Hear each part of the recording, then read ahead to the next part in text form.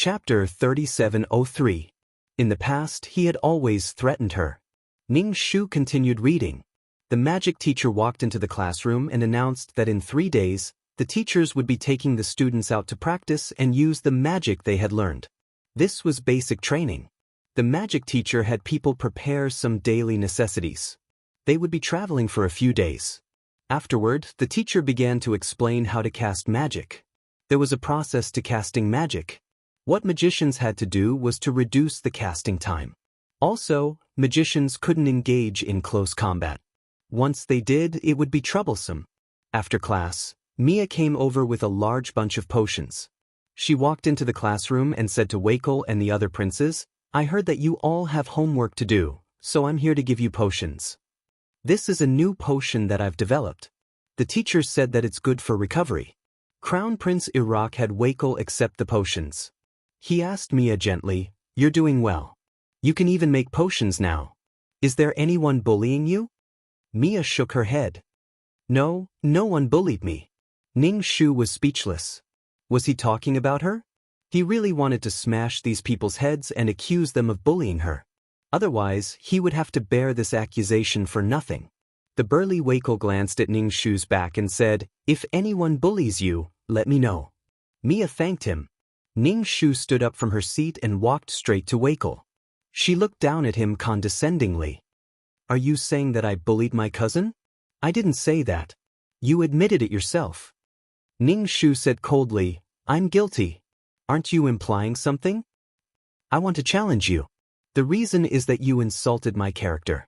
I challenge you with the dignity of a magician." Wakel sneered. "You're challenging me?"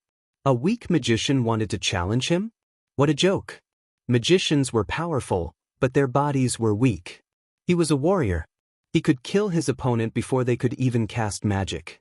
Wakel sneered. "I don't bully the weak." Ning Shu rolled his eyes and said sarcastically, "You don't bully the weak, but you make yourself sound so righteous.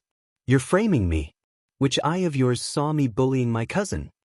You're taking it for granted that I bullied Mia. You bullied me and slandered me. Why can't I challenge you?" Ning Shu felt that it was necessary to punish the chicken to warn the monkey. Otherwise, people would dare to splash dirty things on her in the future. The next time you spout nonsense, you have to think about the consequences. Mia was afraid that her cousin and Wakel would really start fighting, so she hurriedly tried to stop them. "Wakel, my cousin really didn't bully me. Don't fight." "Cousin, you can't beat Wakel. Don't fight." Ning Shu pushed Mia away and said to her, "If you don't want me to be burdened with rumors, then don't stop me." Mia immediately fell silent, but she looked worriedly at Ning Shu and Wakel. Wakel raised an eyebrow, and the people around him began to get excited, urging Wakel to challenge Ning Shu. Crown Prince Iraq nodded to Wakel, who immediately stood up. His tall body gave off an oppressive aura. Ning Shu sneered. "As you wish. Let's go to the dueling arena," Wakel said. Ning Shu turned and walked towards the dueling arena, followed by many people. The dueling arena quickly caused a commotion, and everyone headed towards the arena. Furthermore, they were two of the more famous people in the school. Wakel was very popular in the school, especially among the girls. Hearing that someone was going to challenge Wakel, they all went to cheer him on. Some were just there to watch the show. Mia also went with them, her face filled with worry. Crown Prince Iraq said, "Don't worry, Wakel will show mercy. He won't harm your cousin's life." Mia was still very worried. "If something happens to my cousin, Auntie will be very worried." "Wakel knows," the Crown Prince said, but then he asked, "Your cousin really didn't bully you?" "She's a cold person, but she didn't bully me." Rita was a bit disappointed. "What do you mean she didn't bully you? You're just an orphan living under someone else's roof. He'll definitely look down on you." This girl's heart was really big. Rita looked at the two people in the dueling arena and pursed her lips. Wakel was very powerful. Although Ariel was a magician, there was still a time gap between her spells. She would be beaten up badly in close combat. Rita had been treated like that by Ariel before, so she was still a bit angry. She really wanted Ariel to make a fool of herself to vent her anger. Wakel looked at the skinny and weak Ning Shu and clenched his fists. He didn't even draw the great sword on his back. Clearly, he didn't think he needed it. Ning Shu stretched his neck, making cracking sounds as he warmed up. Wakell circulated his chi and threw a punch at Ning Shu. Ning Shu didn't move, as if he had been scared silly. Wakell didn't show any mercy. He quickly rushed in front of Ning Shu. Ning Shu splashed a basin of water on Wakell's face. Then, taking advantage of Wakell's momentary daze, he threw a punch at Wakell's abdomen. Wakell retreated a few steps and steadied himself. His abdomen was a bit uncomfortable. Wakell frowned and tried to close in again. The pain in his abdomen made Wakell angry. He became much more cautious and calmed down. Ning Shu still didn't move. This time, he released a water arrow. Wakell dodged it and looked at it with contempt.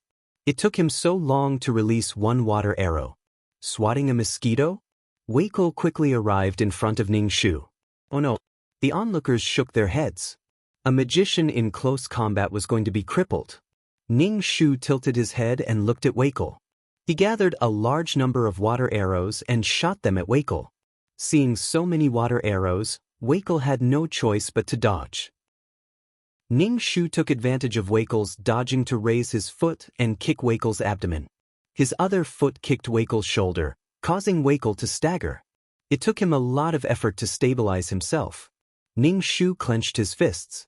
Since you're so tall and strong, I'll beat you in the area you're most proud of. Ning Shu pounced on Wakell and punched him in the eye, bruising it. Wakell was in so much pain that he almost cried. He couldn't help but cover his eyes. He felt as if his eyeballs were about to pop out. Ning Shu didn't give Wakell a chance to retaliate. He clenched his fist and smashed it at Wakell's face. Since Wakell had underestimated him, Ning Shu wanted to teach him a lesson. Wakell's body was weak and had no self-defense skills. His reaction speed was also very slow. To watch the new chapter, please go to mobile address. To watch the new chapter, please go to mobile address. Chapter 3704. If Wakell really went all out, her body wouldn't be able to handle it. Ning Shu felt that she had to train her body. Magicians were too weak. She had to rely on others to protect her. If she could train her body, she could take care of herself and rely on herself to save herself. After being punched several times in a row, Wakell suddenly felt dizzy. He was a little dazed from all the punches. However, Wakell was still a battle chi cultivator. He immediately drew his sword from his back. Seeing this, Ning Shu immediately retreated and raised his hand. I admit defeat. Everyone was speechless. Wakell raised his sword and blinked. His eyes hurt so much that he couldn't help but blink. In a duel like this, if one side admitted defeat, the duel would be over. It was supposed to be a friendly duel, not a fight to the death. So, Ning Shu admitted defeat. The duel was over. Ning Shu shrugged. You're strong. I can't beat you. As expected of a famous person in the school. After Ning Shu finished speaking, she turned around and walked away, leaving behind the stunned crowd. Wakell gripped his sword, his eyes turning red with anger. She had beaten him up, and he had immediately admitted defeat after beating him up. Wakell was so angry that his lungs were about to explode. What kind of woman was this? The onlookers watched as the duel ended so abruptly. She admitted defeat so easily. She had no backbone at all. Looking at Wakell's bruised face, it seemed that Wakell was the one who lost. Damn, this woman was really ruthless. Wakell stood in place, not knowing whether to leave or not. It was extremely awkward. Seeing the bruises on Wakell's face, Mia took out some medicine and prepared to give it to him. Wakell reacted first. He sheathed his sword and pretended to be calm as he walked over to Crown Prince. Crown Prince held back his laughter and patted Wakell's shoulder. It wasn't that he didn't care about brotherhood, but that Wakell's panda eyes were really funny. Mia gave the medicine to Wakell. It would relieve some of the pain and prevent his face from being bruised. Mia said to Wakell, I apologize on behalf of my cousin. Wacker waved his hand. You are you, and your cousin is your cousin.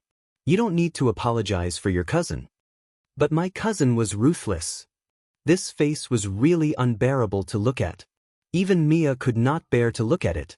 Wakell now understood that he had been tricked. Seeing Mia's uneasy expression, he said, "This has nothing to do with you. I'm dueling her." Wakel was tired of explaining and didn't feel like talking anymore. He drank the potion in one gulp, and the pain eased a little. Soon after, many girls came over to compliment Wakel, making him feel very tired. After dealing with them with great difficulty, he returned to the classroom and glanced at Ning Shu, who was reading. Wacker was annoyed that she was still in the mood to read. He tried to use his gaze to get the woman in front of him to notice. Ning Shu was very pleased. At least he had managed to vent his anger. The next time he challenged Wacker, Wacker probably wouldn't fall for it so easily. He should train his body first before challenging Wacker. He would definitely be able to beat Wacker like a punching bag. What a pity, what a pity. Ning Shu shook his head. Next time, he would find a way to openly beat Wakel up. Ning Shu glanced at the Crown Prince. Next time, he would find a way to beat him up. After school, Ning Shu boarded the carriage and Mia followed. Along the way, her gaze would occasionally drift towards Ning Shu. Ning Shu couldn't be bothered to pay attention to her, but Mia was someone who couldn't hold back her words. "Cousin." Ning Shu grunted and looked at her. Mia was speechless. She had wanted to say something, but now she really couldn't say anything. Ning Shu roughly knew what Mia wanted to say. It was probably about how she had been so ruthless. She just wanted to touch Wakel. Couldn't she touch him? Seeing that Mia was tactful enough to not say anything, Ning Shu didn't say anything either. Mia felt uneasy all over. She couldn't sit still. This feeling came from her cousin sitting opposite her. Her cousin was getting harder and harder to get along with. She was afraid. After returning home, Ning Shu asked the servants to prepare some dry rations and clothes for the trip. Mia was also preparing. Ning Shu was a little surprised. "You're going too?" She was a pharmacist. She didn't have magic or battle energy. What was she going to do? It wasn't like she was going for an outing. Ning Shu asked. Mia said, "Our pharmacist class will also send someone. My teacher asked me to go." Ning Shu grunted and didn't say anything else. Mia was speechless. "Cousin is so cold." Ning Shu returned to his room and began to cultivate magic. At the same time, he also began to train his body. At the very least, he had to familiarize himself with the combat techniques. Ning Shu thought about it. He still had to cultivate an ultimate martial art. It could improve his physique, and it didn't conflict with absorbing spiritual energy and magical elements. Ning Shu sat cross-legged and began to cultivate the ultimate martial art. Spiritual energy flowed into his body. By the time dawn came, there was already a lot of spiritual energy in his dantian. His body also felt much more relaxed. After freshening up, Ning Shu went downstairs and saw Mia busily serving breakfast to the table when she came down. Ning Shu said, "Cousin, why are you stealing the servants' work again? You're stealing their work and leaving them with no work to do. This will make them very uneasy. Do you understand?" Mia immediately looked uneasy. I'm sorry. Ning Shu pulled out a chair and sat down. "Be at ease and be a young lady. Don't always think about stealing the servants' work. If you finish the servants' work, you won't need them anymore. Then you can only ask them to leave the Earl's residence." When the servants in the hall heard this, they all looked scared. They quickly took the bread from Mia's hand. "Miss Mia, we're about to eat. Please sit down." Mia was pushed to sit in the chair. Facing Ning Shu, she felt uneasy again. This uncomfortable feeling lasted from the beginning of the meal to the end of the journey to school. Mia's heart was bitter.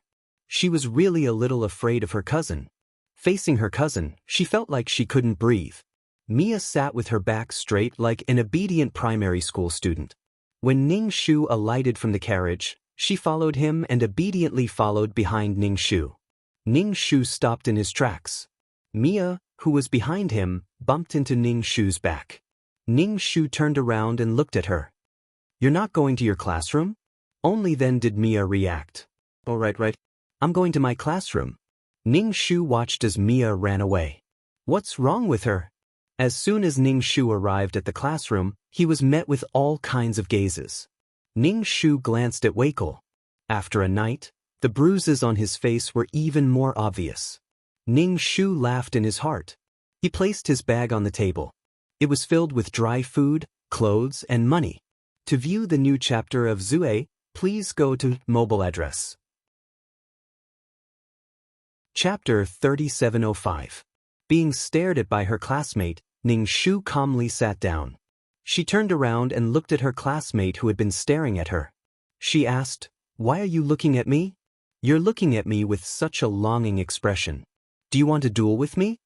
His desk mate hurriedly shook his head. "No, I'm just curious. Why didn't Wakel come looking for trouble when he was beaten black and blue by you?"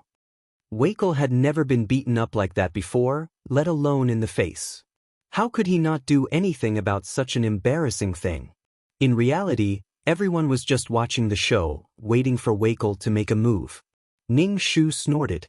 "My duel with Wakel was a fair and just duel in the arena. Wakel is such an upright and righteous person.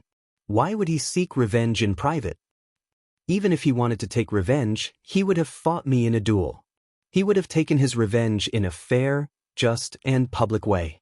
"Deskmate, what you said makes sense. I have no rebuttal. If Wakel wanted revenge in private, that would be petty. Wakel was a very proud person. He probably wouldn't do that. No wonder Avril was so fearless. Thinking about it carefully, there was nothing to be afraid of. Avril's father was also a powerful magician. Ning Shu's deskmate thought for a while and felt that this cold and arrogant Avril was quite cunning, but she was also very brave. Seeing the bag on Ning Shu's table, she asked, "Why did you bring so many things?" "Ning Shu, I like to eat snacks." She fried the jerky and sprinkled some spices on it. Whenever she had nothing to do, she would chew on it happily. "Just bring some money and water. It's a burden to bring so many things," his classmate said. Probably because he was afraid of Wakel, he didn't say anything else to Ning Shu. Wakel kept staring at Ning Shu, treating Ning Shu as if nothing had happened. He was in a very bad mood. Wakel was very unhappy that he didn't feel any guilt after hitting her. He should have at least acted a little uneasy. That would make him feel like he was an insignificant person. The magician told his classmates to gather downstairs and get ready to go. Ning Shu slung his bag over his shoulder and went downstairs. A pair of eyes followed him like a shadow. Ning Shu didn't need to turn around to know who it was. Even Ning Shu wanted to challenge Wakel. Wakel felt wronged. There were a lot of students on this trip. Some of them knew magic, some of them knew fighting aura, and some of them were pharmacists. Mia and Rita arrived soon after. Mia was carrying bags of various sizes, and it seemed like they were filled with potions. Rita curled her lips when she saw Ning Shu. Ning Shu shot her a look of disdain without hesitation, successfully causing Rita's expression to darken. Ning Shu called out, "Cousin?" Ning Shu replied, "Cousin?" Rita tugged at Mia's sleeve. "Why are you being so nice to him?" "Mia?" Not long after, 5 teachers came over. There were 3 males and 2 females, 3 magic teachers and 2 battle chi teachers. They were all the more powerful teachers in the school and had to protect the safety of the students. The teachers told the students to take note of certain things, such as not leaving the group alone, bringing their own clothes, and taking care of their money. After speaking, a male teacher summoned a huge ice eagle. It was white all over and looked like a moving ice sculpture. It exuded a cold aura and its eyes were sharp. This was a summoned beast. Usually, warriors who cultivated fighting aura would sign a contract with some magical beasts. For example, a dragon knight. Of course, how could a destructive magical beast like a dragon sign a contract with a human and be controlled by a human? The moment the ice eagle appeared, the students exclaimed. It was really too cool. It was both awe-inspiring and frightening. When it flapped its wings, it gave off a cold aura. "Everyone, get on Cyrus's back," the male teacher said. Clearly, he treated this ice eagle very well. The back of the ice eagle was very slippery and it was not easy to stand on it. The male teacher circulated his fighting aura and stood steadily on the back of the magical beast. Then, he mischievously looked at the students as they climbed up and slid down. With every step, Ning Shu would get some water in front of him. Using the cold aura on the ice eagle, he made a small step and climbed up the ice eagle's back step by step. He turned around and said to Mia, "Come up quickly." Mia stepped on the small steps made by Ning Shu and carefully carried her bag onto the Ice Eagle's back. The others followed. Rita was angry and did not want to step on the things made by Ning Shu. She could not climb up the Ice Eagle's back for a long time. Everyone stared at Rita and waited for her. Rita was very embarrassed and could only grit her teeth and climb up the Ice Eagle's back. Rita felt terrible. Climbing up the Ice Eagle's back like this was like admitting defeat to Avril. Avril might be mocking her in her heart now. The Ice Eagle flapped its wings and flew up. The students on its back staggered and quickly squatted down. There was water under Ning Shu's feet. The water was frozen, allowing the soles of Ning Shu's shoes to be connected to the Ice Eagle's body. He was firmly attached to the Ice Eagle's back and would not fall. "Cousin, we are flying." Mia squatted carefully and looked down. Ning Shu only grunted. "This time, we're going to the Great R's forest to look at the plants and magical beasts in the periphery. You've only seen these things in books, or the magical beasts in cages at school. This time, you'll see a magical beast alive and kicking. Remember, the R's Great Forest is very dangerous. Do not run around." The hearts of young people were always restless. They were full of anticipation for adventure. The teacher's words did not make them afraid. Instead, they were full of anticipation. Ning Shu was practicing a peerless martial art. Perhaps it was because they were in the air, but the spiritual energy was slightly more than on the ground. There were too many living things on the ground. Plants, animals, and so on. The aura was chaotic. Ning Shu was very careful about this training. For people like the Crown Prince, there were people protecting him. They would not really throw him into such a dangerous place. Although Mia was a pharmacist, she had many people helping her, so she was fine. Perhaps the person who asked for help would be fine, but they might make a fool of themselves. Ning Shu did not want to make a fool of himself. The Ice Eagle's speed was very fast. The students on its back were shivering from the cold. The Ice Eagle's cold air was really too cold. Mia took out some medicine and gave it to the frozen students. She drank some herself. Mia took out a small bottle of medicine and gave it to Ning Shu. "Cousin, you drink some too." Ning Shu shook his head. "No need. I am not that cold." Rita said, "The medicine is very precious. Mia, you don't have to force it on others." She was implying that Ning Shu did not know what was good for him. Ning Shu looked at Rita and said directly, "Are you crazy? I'm not that cold. I don't need medicine. I rejected it. What's the problem?" Chapter 3706. Or should I drink the potion even if I don't need it? Who knows what will happen in the future?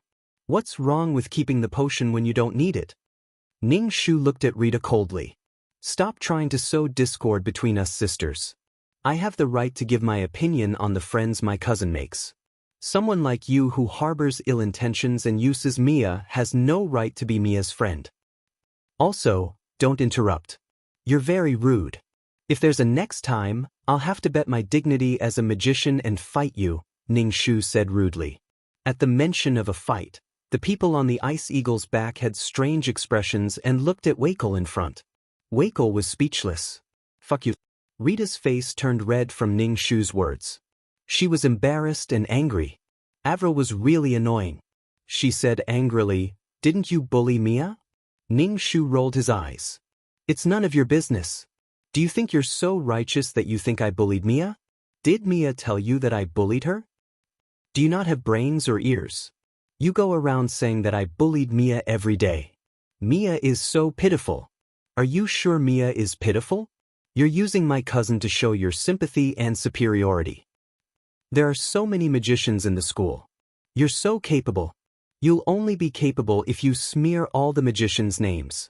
Ning Shu pointed at Rita. "You insulted me. I'm going to challenge you with my dignity as a magician." Everyone was speechless. Was Avril addicted to duels? She kept saying that she wanted to duel with Wakel. Moreover, Rita was just a weak pharmacist. If she fought with a magician, she would be ground to the ground. Unless she made some poison. Pharmacists could make medicine that could save people's lives, but they could also make things that could harm people's lives. The problem was whether the medicine could hurt people. Rita was speechless. Fuck, Avril didn't want it. She, a magician, wanted to challenge a pharmacist. How shameless. Ning Shu looked at Rita. Do you accept? Accept.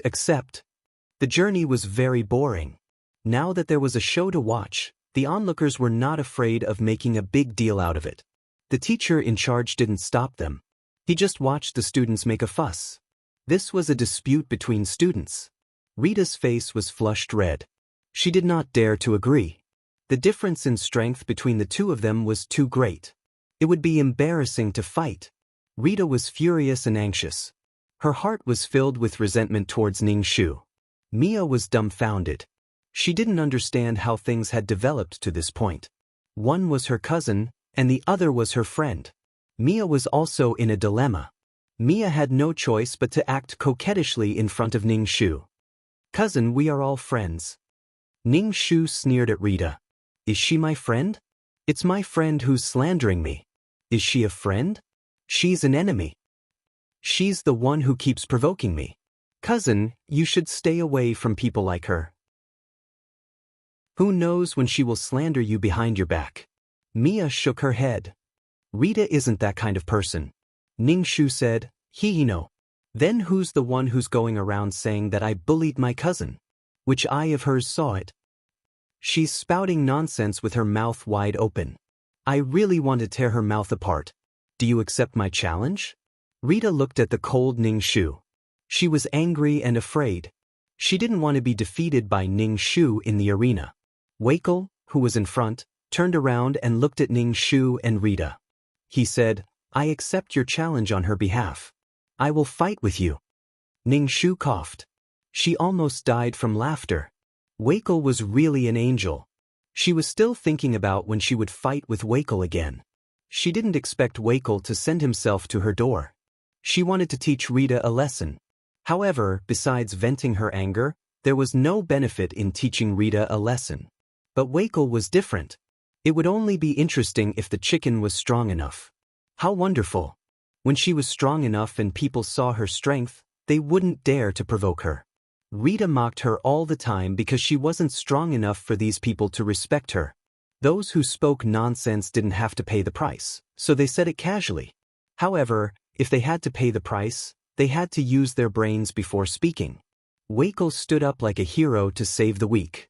His image was really great. It was this hero who had a swollen face. Rita's face flushed red. She looked at Weikel with tears in her eyes. A hero saving a damsel in distress was an action that could make a girl's heart race. Weikel was especially popular with the girls in school.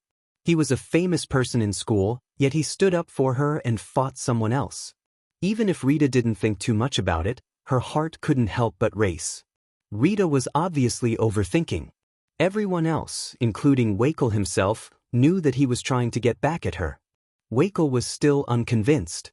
He felt that he had underestimated his opponent, which was why he was beaten black and blue.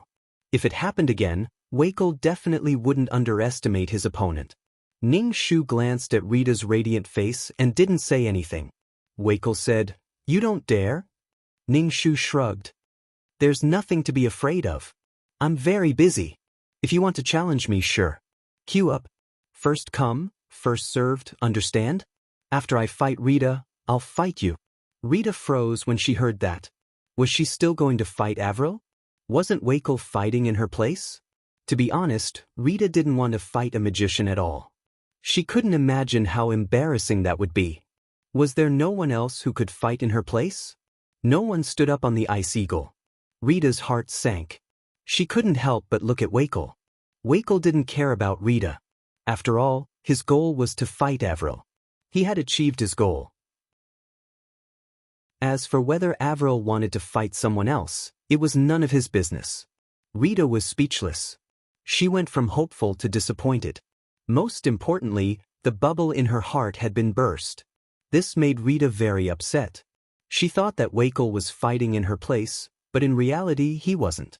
It's so hard to bear. Ning Shu's expression was very colorful. Rita said, When we get back, we'll fight. You have to be prepared. Of course, if you can find someone to fight in your place, that's fine too. Rita was troubled. Who should she find? Ning Shu then said to the bruised Wakel, when the fight with Rita is over, we'll fight. Everyone was speechless. Had Avril become a battle maniac?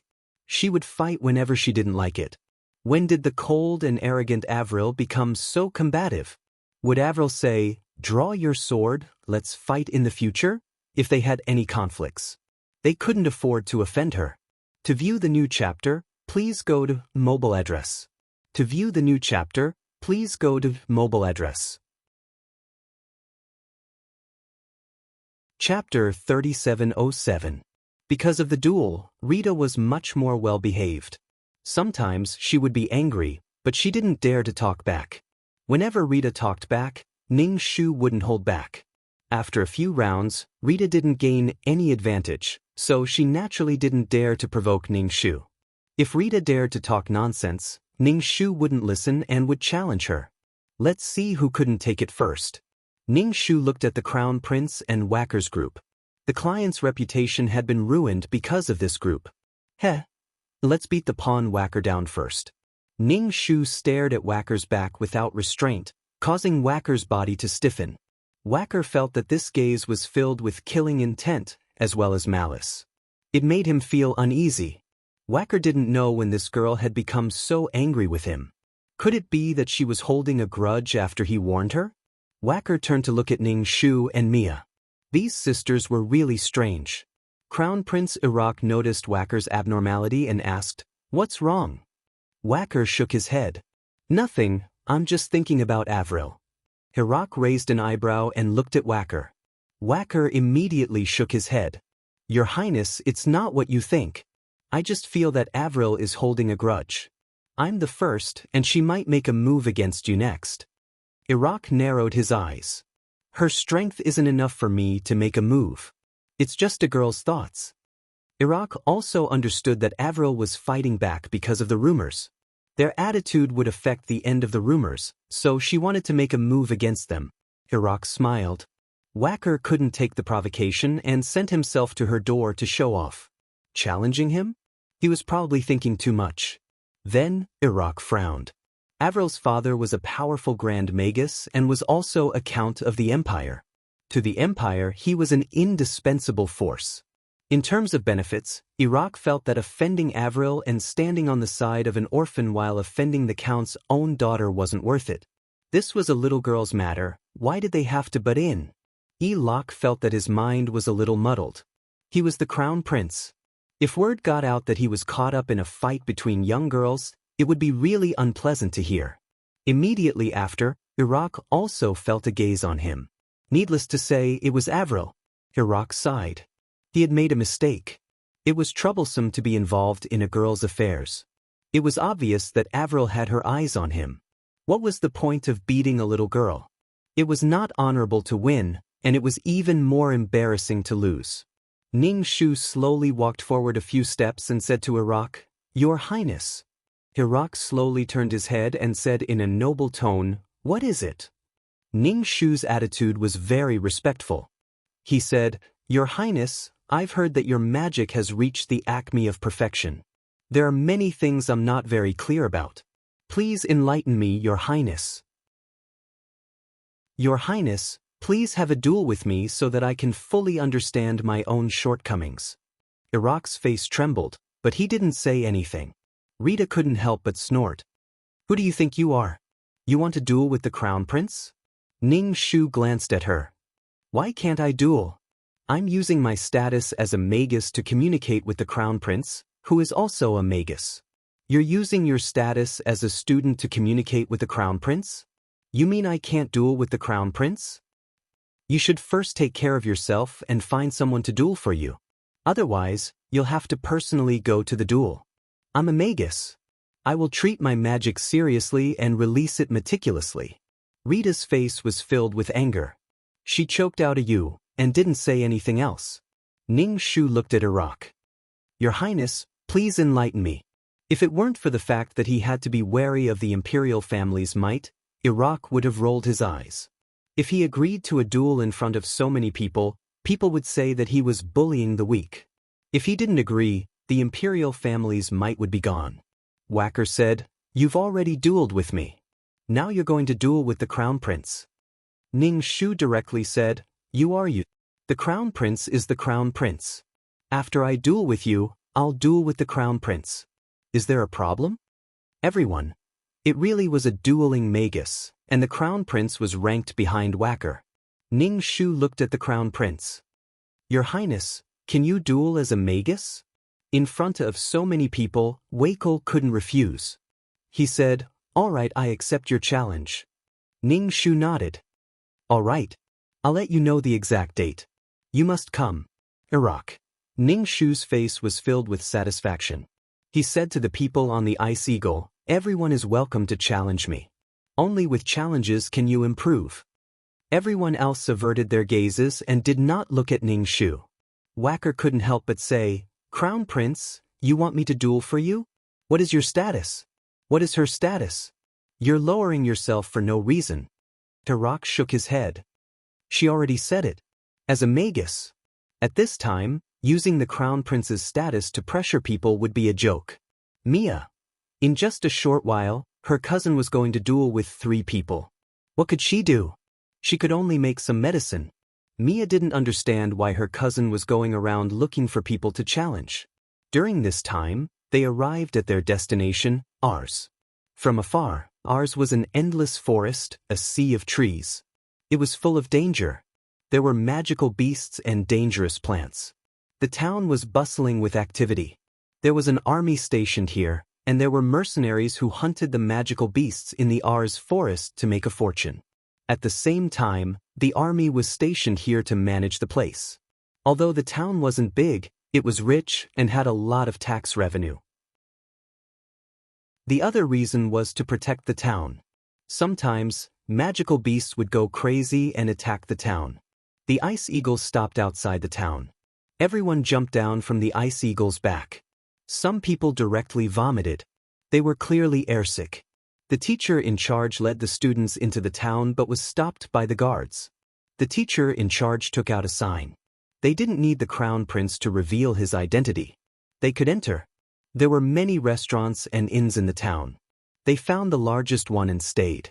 However, the person in charge did say that 2 people should stay in a room. First, they could take care of each other.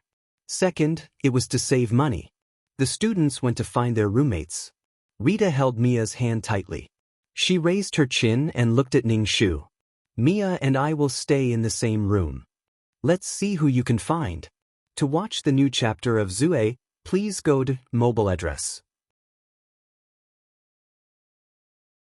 Chapter 3708. One room is just one room. Why are you being so loud? No one is in the same room as me. It's great to have a room alone. What's there to be proud of? Ning Shu couldn't be bothered with Rita. What's there to show off about? Ning Shu was planning to pay for a single room. One room for one person. Great. I have money. As for the awkwardness of being singled out, there was no awkwardness at all. I'll share a room with you. A girl stood beside Ning Shu. Ning Shu smiled. Ning Shu sized her up and searched through his memories. It was obvious that Avril did not have a deep impression of this classmate. It was very vague. The mage's clothes on this girl were a little old. It was obvious that she had been wearing them for a long time. They had been starched many times, causing the color to be a little dim. This kind of mage's uniform was issued by the school. It was equivalent to a school uniform. Other than looking good, it had a slight effect. It could help people meditate, but the effect was very small. Usually, very few people were willing to wear a mage's robe.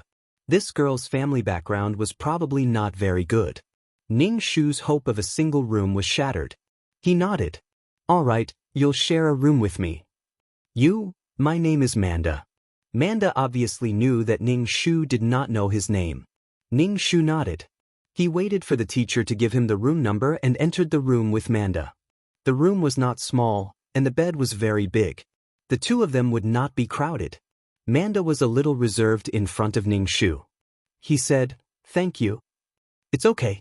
Anyway, the teacher said that 2 people share a room, Ning Shu said. Manda said, I'm an earth mage. I know you're a water mage. Ning Shu nodded. Manda began to tidy up the bedding. He dusted the bedding and quilt. His movements were agile. Ning Shu poured some water into the teacup and held it up to drink. Manda saw that Ning Shu used magic elements to gather water just to drink. The corners of his mouth twitched.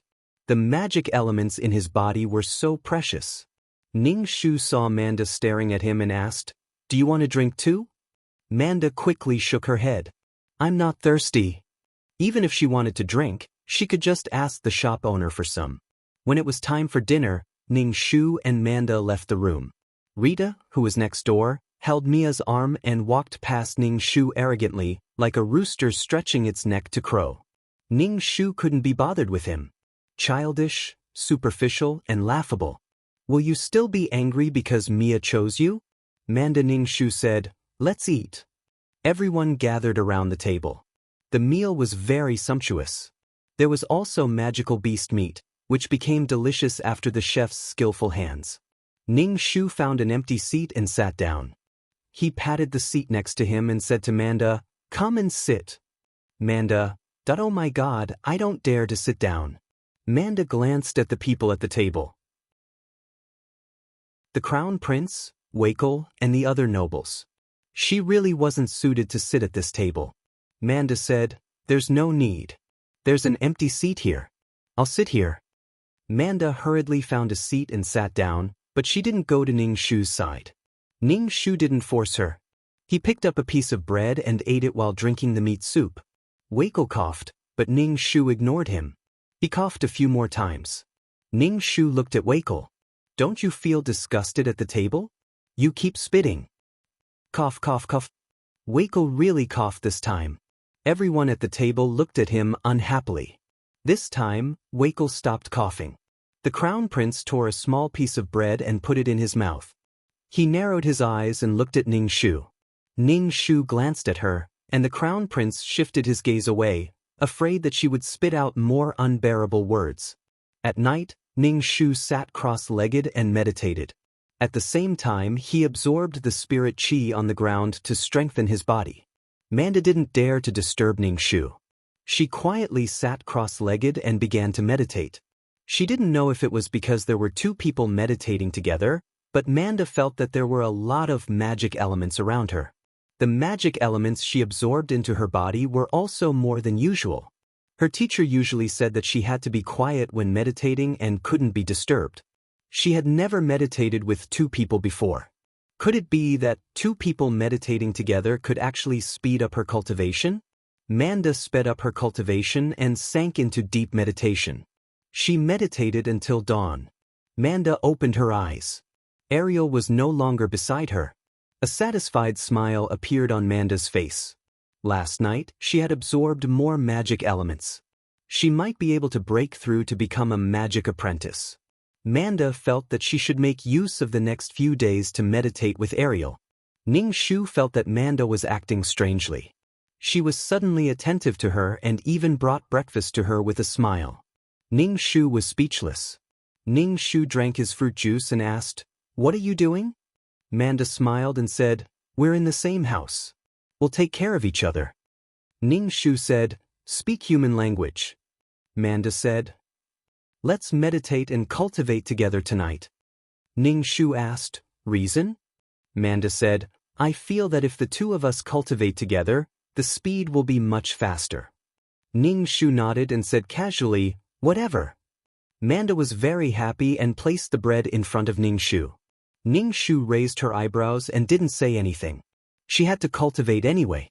As for whether Manda was cultivating by her side or not, it didn't matter. After breakfast, the lead teacher asked the students to gather and prepare to set off for the R's Great Forest. Ning Shu carried her bag and took out dried meat from her bag. She chewed it slowly and happily. Manda followed beside Ning Shu with a smile. Ning Shu blinked and handed her a few pieces of dried meat. "Do you want some?" "Thank you." Manda took the dried meat and chewed it. It tasted really good. "Tisse?" Rita made a sarcastic sound. Obviously, she couldn't stand Manda following behind Ning Shu. This Manda was just sucking up to Avril because she was from a noble family. How disgusting. Ning Shu glanced at Rita. Rita's body tensed up immediately and she pulled Mia away. Mia turned around and saw Manda standing with her cousin. She felt a little disappointed. She and her cousin were sisters, but they didn't get along well. Now that there was someone by her cousin's side, Mia couldn't describe how she felt. Previously, her cousin had always been alone and cold. She didn't have any friends by her side, so Mia didn't feel anything. Now that she had friends, logically speaking, Mia should be happy for her cousin. But in fact, she was very disappointed. Why didn't her cousin like her? What are you looking at? What's there to see? One is vain, and the other is a flatterer. They're a match made in heaven. Rita tugged at Mia. Ning Shu looked at Rita and said, "Repeat what you said just now."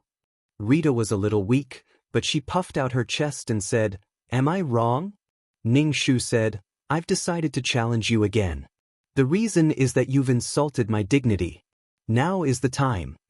To view the new chapter of Zue, please go to mobile address. To view the new chapter of Zue, please go to mobile address. Chapter 3709. You want a duel now? The problem was that they were going to the Great R's forest now. Even the teacher was unhappy. "When we get back, you can duel as you wish. Don't mess around outside." It was a waste of everyone's time. Besides, the forest was so dangerous. What was the point of a duel now? Everyone was unhappy with Ning Shu and Rita.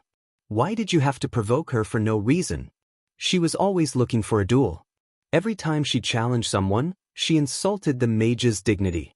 Forget it once, why didn't she learn her lesson? Rita was so angry that her face turned red.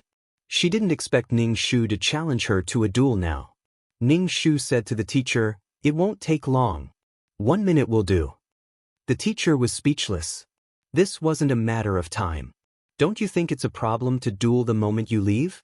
Ning Shu pointed at Rita. Hurry up, don't waste everyone's time. Avril, don't go too far, Rita said angrily. Do you have any respect for the others? Hurry up, you're wasting everyone's time. Ning Shu condensed a water element in Ning Shu's hand. It was obvious that he was going to make a move now. The surrounding people formed a circle, obviously waiting to watch the show. Ning Shu and Rita stood in the circle. At this time, even Mia was pulled away by the others. There was no one around Rita. Her face was so red that it looked like it could bleed blood. Ning Shu condensed a water arrow and shot it at Rita. Rita was a potion master. She didn't know how to fight like this. Besides, her body was not strong enough. She could only watch as the water arrow shot at her. Rita couldn't dodge the water arrow in time and sat on the ground. She could only cover her head with her arms, not daring to look at the water arrow. Like a turtle, she shrunk back. The water arrows whizzed around Rita and turned into water trails. Rita didn't feel any pain. She put down her arms and looked outside. What she saw was Avril's sarcastic smile. Rita was extremely embarrassed. She was embarrassed by how she looked and also because of the other party's mockery. Ning Shu sneered, "Wait until we go back, you should find someone to fight for you. Fighting with you like this is really a waste of my time." Rita's body was a little weak. When she stood up, she fell and sat down. She looked even more pathetic. Ning Shu said to the teacher, "The duel is over." Everyone was speechless. Was this a duel? No matter how he looked at it, it looked more like a game. The teacher in charge was speechless for a moment before leading the team towards the Great R's forest. Wakel sneered, "A warrior prefers death to humiliation. You're just trying to humiliate me." Ning Shu snorted and looked at Wakel with a cold smile. "You also know that a Taoist priest can be killed but not humiliated. How come Rita's words weren't an insult to me? If you want to say that I'm bullying the weak, why don't you tell me why I should let Rita humiliate me as she pleases and push some ridiculous charges onto me?" Ning Shu, "What, should I let Rita humiliate me as she pleases?" Wakel was annoyed by Ning Shu's sharp tongue. "That's not what I mean." Ning Shu looked at Wakel. "Then what do you mean? You didn't see Rita humiliating me, but you saw me fight with her." "Oh, I understand. You mean that I'm a magician and Rita is an ordinary person. So it's not a big deal for Rita to say a few words about me. If I make a fuss about it, then it's my fault." Ning Shu looked Wakel up and down. Actually, from what I can see, Wakel, you like men. Wakel immediately flew into a rage, a disgusted expression on his face. What nonsense are you talking about? What kind of men do I like? What are you jumping for? I'm just saying. You're so generous, so you won't make a fuss about my nonsense, right? If it didn't concern him, he wouldn't care. It just didn't happen to him. Wakel was so angry that his fighting aura surged. His eyes were bloodshot and filled with killing intent. He couldn't help but pull out the sword on his back. It looked like he wanted to cut Ning Shu into pieces. Ning Shu shrugged her shoulders and said, "See? It's just a few words and you're already angry from embarrassment." He wanted to fight for justice and show off his righteousness and kindness. Why was there another conflict? The teacher held back his anger and asked, "What's wrong now?" Ning Shu said, "Teacher, I just casually said a few words and he went berserk." Crown Prince Iraq frowned and pressed his hand on Wakel's shoulder to stop him. "Calm down." Wakel panted heavily. "I really want to rip her mouth off. That mouth of hers was really hateful." Ning Shu looked at the Crown Prince and Wakel and let out a meaningful chuckle. Iraq, Wakel, the surrounding people, they couldn't help but wonder what was going on. Iraq retracted his hand from Wakel's shoulder. If this continued, who knew what kind of rumors would spread? The teacher was very tired. "Stop messing around. If you do, get lost." Ning Shu said obediently, "Yes, teacher." After this commotion, the other students looked at Ning Shu with fear. Other than Manda, who was by Ning Shu's side, the others didn't get close to Ning Shu. This was the effect Ning Shu wanted. Without fear he dared to blabber. With fear he would pay the price. Only then could he keep his mouth shut. Wakel was still very angry. His walking posture was very stiff and his footsteps were very heavy. He wanted to break his feet. Crown Prince said to Wakel, "Don't get into a conflict with Avril." Wakel was even angrier. "Are you going to let her do whatever she wants? Wait until the event is over. Let's talk when we get back to school." Crown Prince frowned. Women were troublesome. It seemed that this whole thing had started because of Avril and Mia. He didn't know when it started, but there were rumors in school that Avril bullied his cousin Mia. And the more the rumors spread, the more they seemed to be true. Mia was indeed pitiful. Wakel took care of her more, so it was inevitable that he didn't have a good impression of Avril, who bullied the weak. Speaking of which, these rumors were probably fueled by them. Sometimes, their behavior was their attitude. If that was the case, was Avril taking revenge? Crown Prince didn't want to get entangled with a woman and mess things up. Avril was a girl, and he was the Crown Prince of a country. Messing with her like this was no different from trying to hit a smelly and hard rock with a delicate porcelain. The Crown Prince was facing the same situation as Avril and Mia. Crown Prince felt a little bitter. If the other party didn't stop, his reputation would definitely be affected. To view the new chapter of Zue, please go to mobile address. Chapter 3710. The Crown Prince was a little annoyed and his expression was not good. Wakel's expression was even worse. As for the group of noble children, they were also troubled. In short, the atmosphere was rather gloomy. Mia supported Rita and looked at Ning Shu, then at the Crown Prince's group. She really did not understand why her cousin had to get into a conflict with so many people. And it was not a good thing to have a conflict with the Crown Prince. Mia thought that when she went back, she had to talk to her uncle. It was also for the Earl's residence. Al's great forest was very big. Even the periphery was filled with towering trees. However, there were many traces of human activity in the periphery, forming small paths that extended into the forest. There were also some household trash. There were also some people who built tents and lived here, forming one camp after another. There were all kinds of people here. The leading teacher brought a group of young-looking students in. It was very eye-catching. Many of the gazes even had a hint of malicious intent. In this kind of place, it was a lawless area. The people who lived here were all wily old foxes. They made money from killing and had the smell of blood on their bodies. Their exposed skin was full of scars. Under such gazes, some of the students showed fear on their faces. The leading teacher's expression was calm. Clearly, he had the ability to protect the students. Manda leaned against Ning Shu. Looking at Ning Shu's cold face, she felt much more at ease. The other students showed a little nervousness on their faces, but Avril did not. Ning Shu glanced at her and handed her some jerky. "Do you want to eat?" Manda. She did not know whether to laugh or cry. The leading teacher said, "Today, we'll walk around the periphery. I'll bring you to see the plants and animals and owls, as well as some local customs." Local customs? Probably to let the students see the dangers of the world.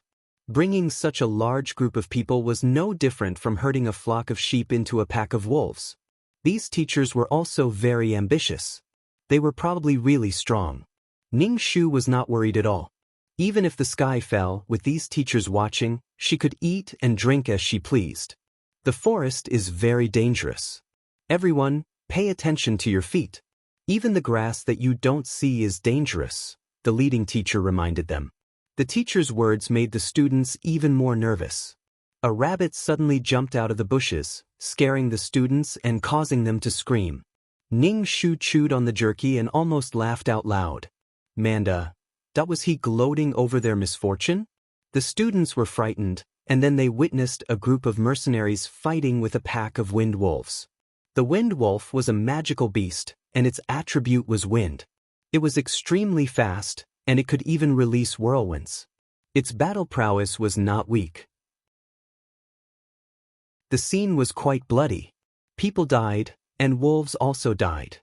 In short, this group of students had never seen such a scene before. Mia's face was ghastly pale as she looked at the blood splattered all over the ground. Rita, who was beside her, did not dare to look any further. All of them covered their mouths, afraid that the magic beasts would hear them, and even more afraid that they would disturb the mercenaries. Such a cruel scene caused these students to be shocked. Mia whispered to the teacher, "Aren't we going to help them?" Before the teacher could speak, the wind wolves heard the commotion. A few of them climbed up the tall rocks and rushed towards the students hiding behind the rocks. The mage threw a fireball at the wind wolf. As soon as the fireball came into contact with the wind wolf, it quickly spread to the entire wolf. The wind wolf howled in agony as it was burned to death. With a plop, it fell to the ground. The mercenaries noticed the commotion here.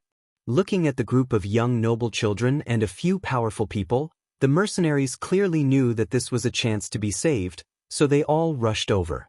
Of course, the wind wolves also followed. The leading teacher was helpless. At this time, he could only make a move. Otherwise, these wind wolves would hurt the students. These wind wolves were no match for the leading teacher at all. They were killed in a few moves.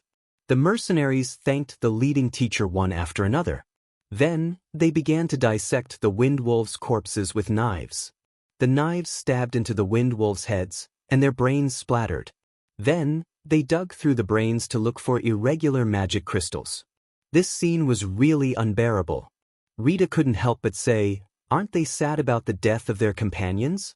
They're in a hurry to deal with the spoils of war." They didn't care about the corpses of their companions. They were really cold-blooded. No one was fighting with them over the spoils. Moreover, many of the wind wolves here were killed by their teachers. The other students had the same expression as Rita. They didn't have a good impression of these mercenaries. They even looked down on them. Ning Shu rolled his eyes and didn't say anything. Rita was paying attention to Ning Shu.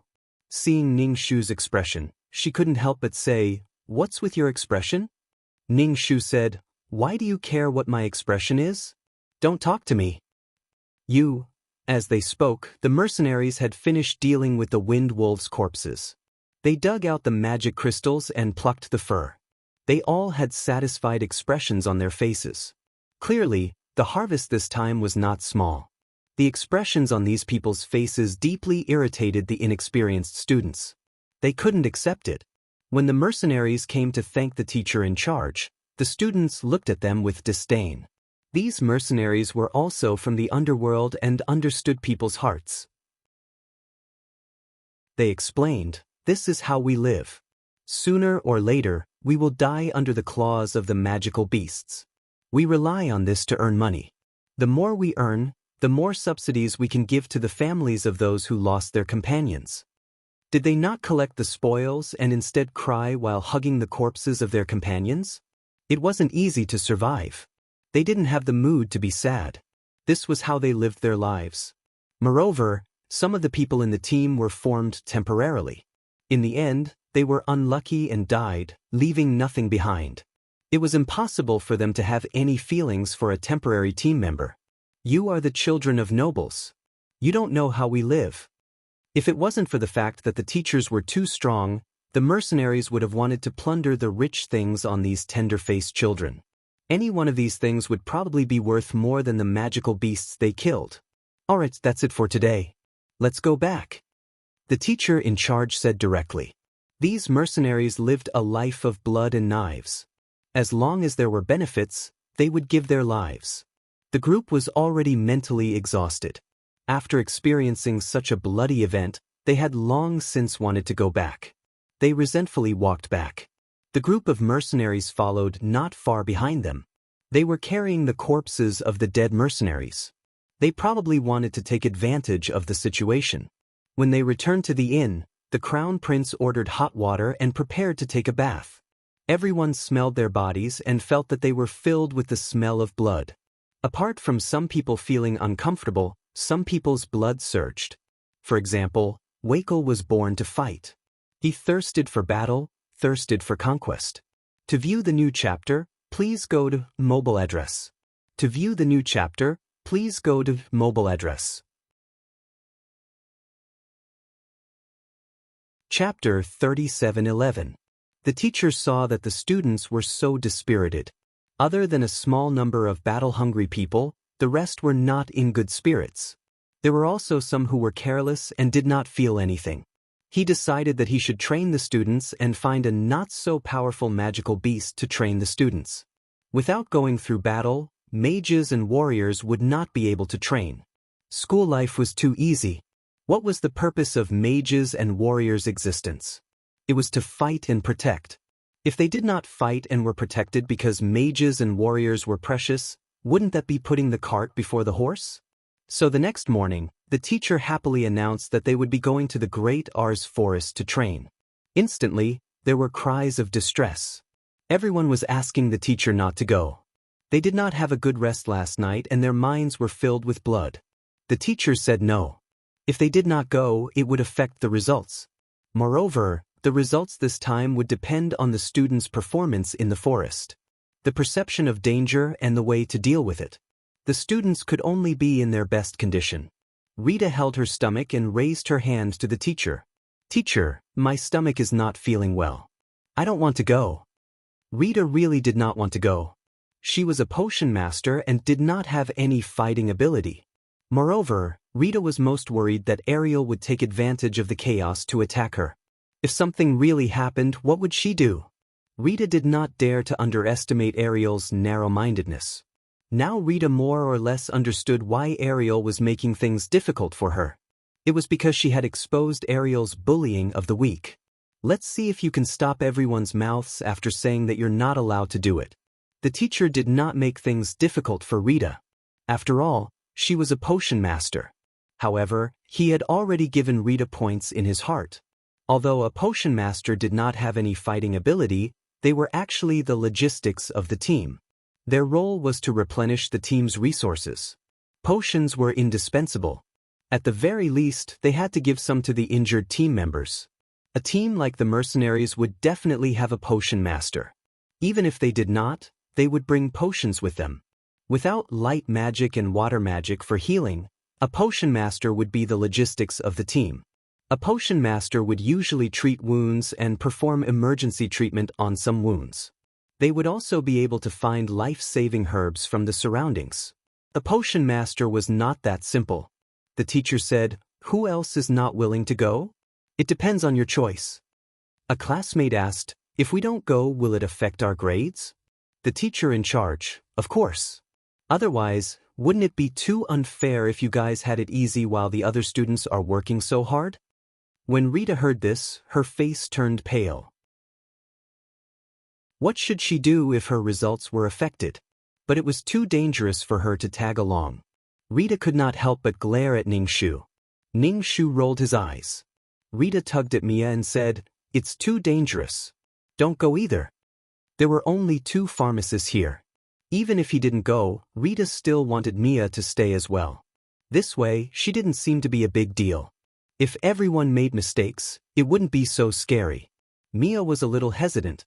But if I don't go, the others won't have any potions, and they won't know how to use them either. If your stomach isn't feeling well, then don't go. I'll go. Rita felt that the excuse of a stomachache was too stupid. She did not even have the chance to back out now. Seeing that no one else was left behind and she was the only one left, how awkward was that? Rita immediately said, "Teacher, my stomach doesn't hurt that much anymore. I'll go too." Laughter sounded from the surroundings, causing Rita's face to turn red, white, and purple. It was a riot of colors. The teacher in charge was still very satisfied. No one backed down. Moreover, the training they were going to do was very ordinary. As long as the students showed their standard, it could be solved. Moreover, with their protection, what danger could there be? The group set off towards the R's Great Forest. On the way, the teacher gave out homework. Your homework this time is to catch 20 magic rabbits each. This is the passing mark. The more you catch, the better your results. Magic rabbits are the magic beasts with the weakest attack in the R's Great Forest. They don't know how to use magic, but their bodies are much bigger than normal rabbits. Their most powerful feature is their mouthful of teeth, and their reproductive ability is amazing. The crops around the town are planted. A nest of magic rabbits can be ruined in one night.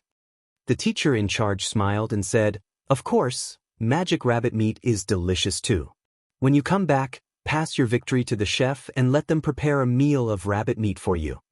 Ning Shu, cold rabbit meat, spicy rabbit head, spicy and sour rabbit meat. Rita spoke again. "Teacher, we don't have any combat power. How can we kill magic rabbits?"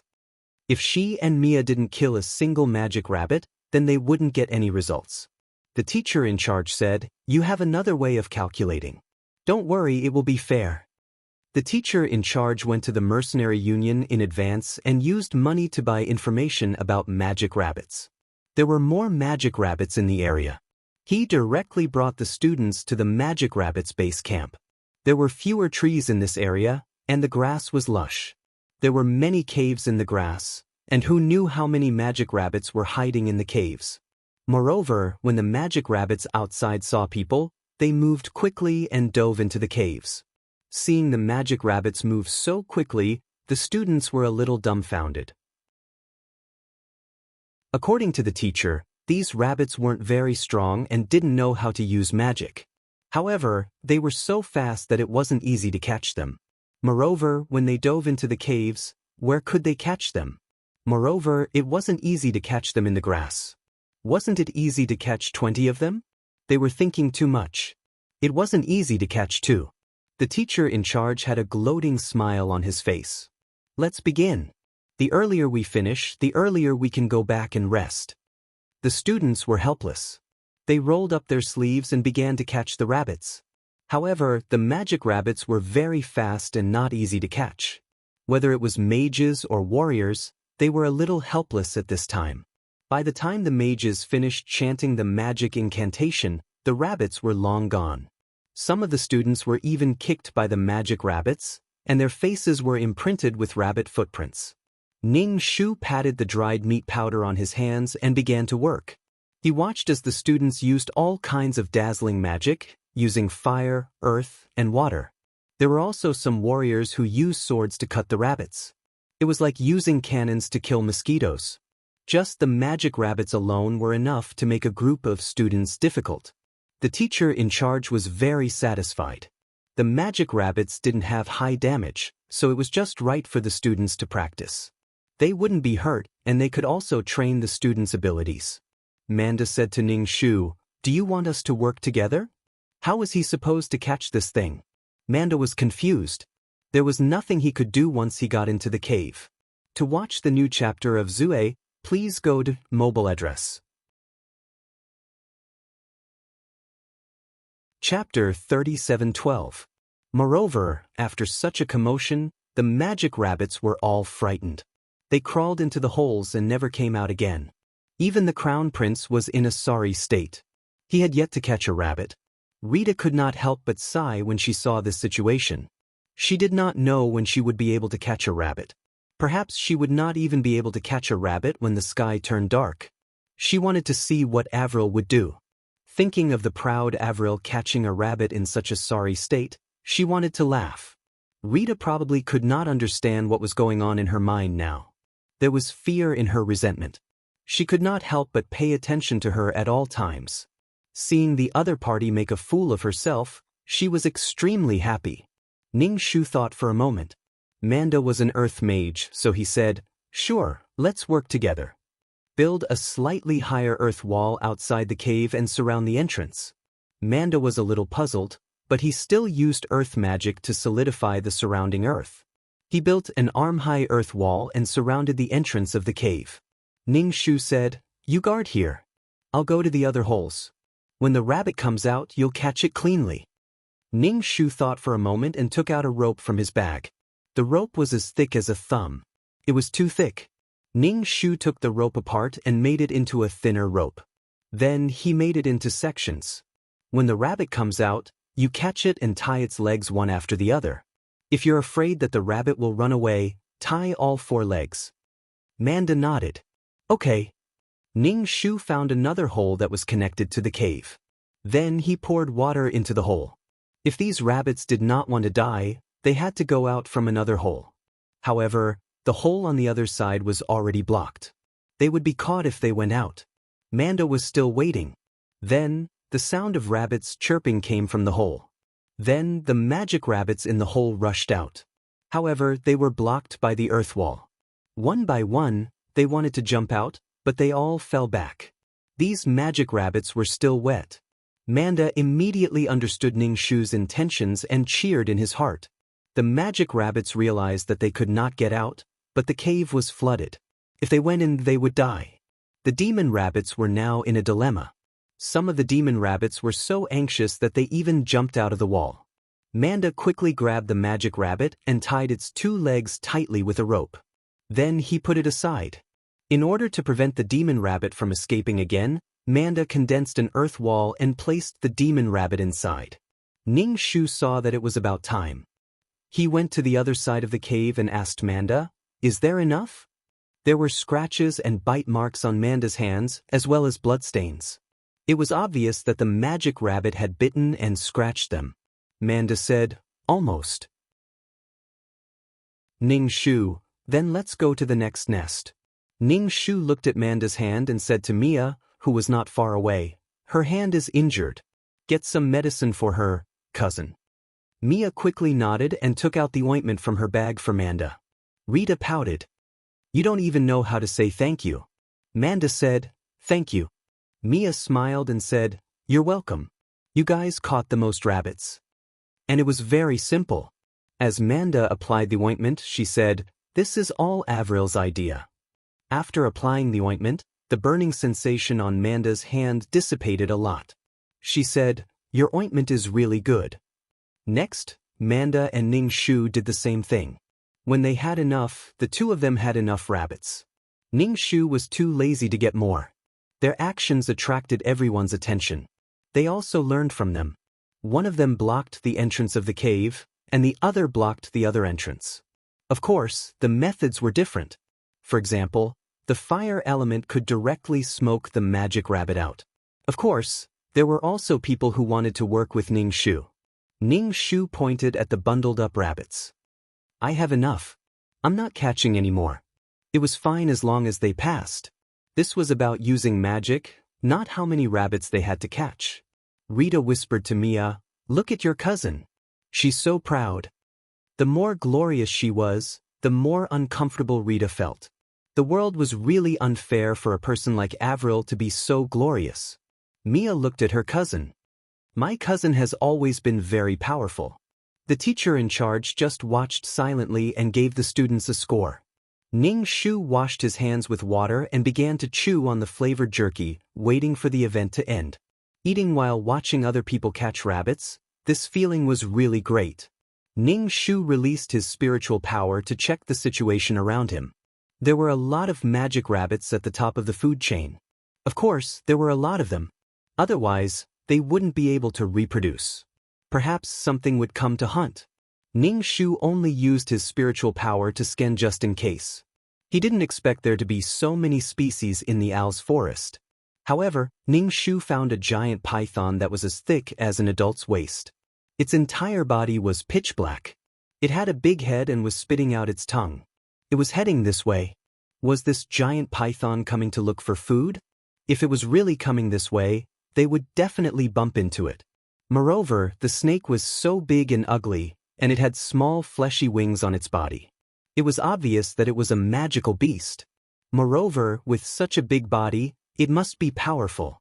In any case, Ning Shu felt that this group of students was just sending themselves to their deaths.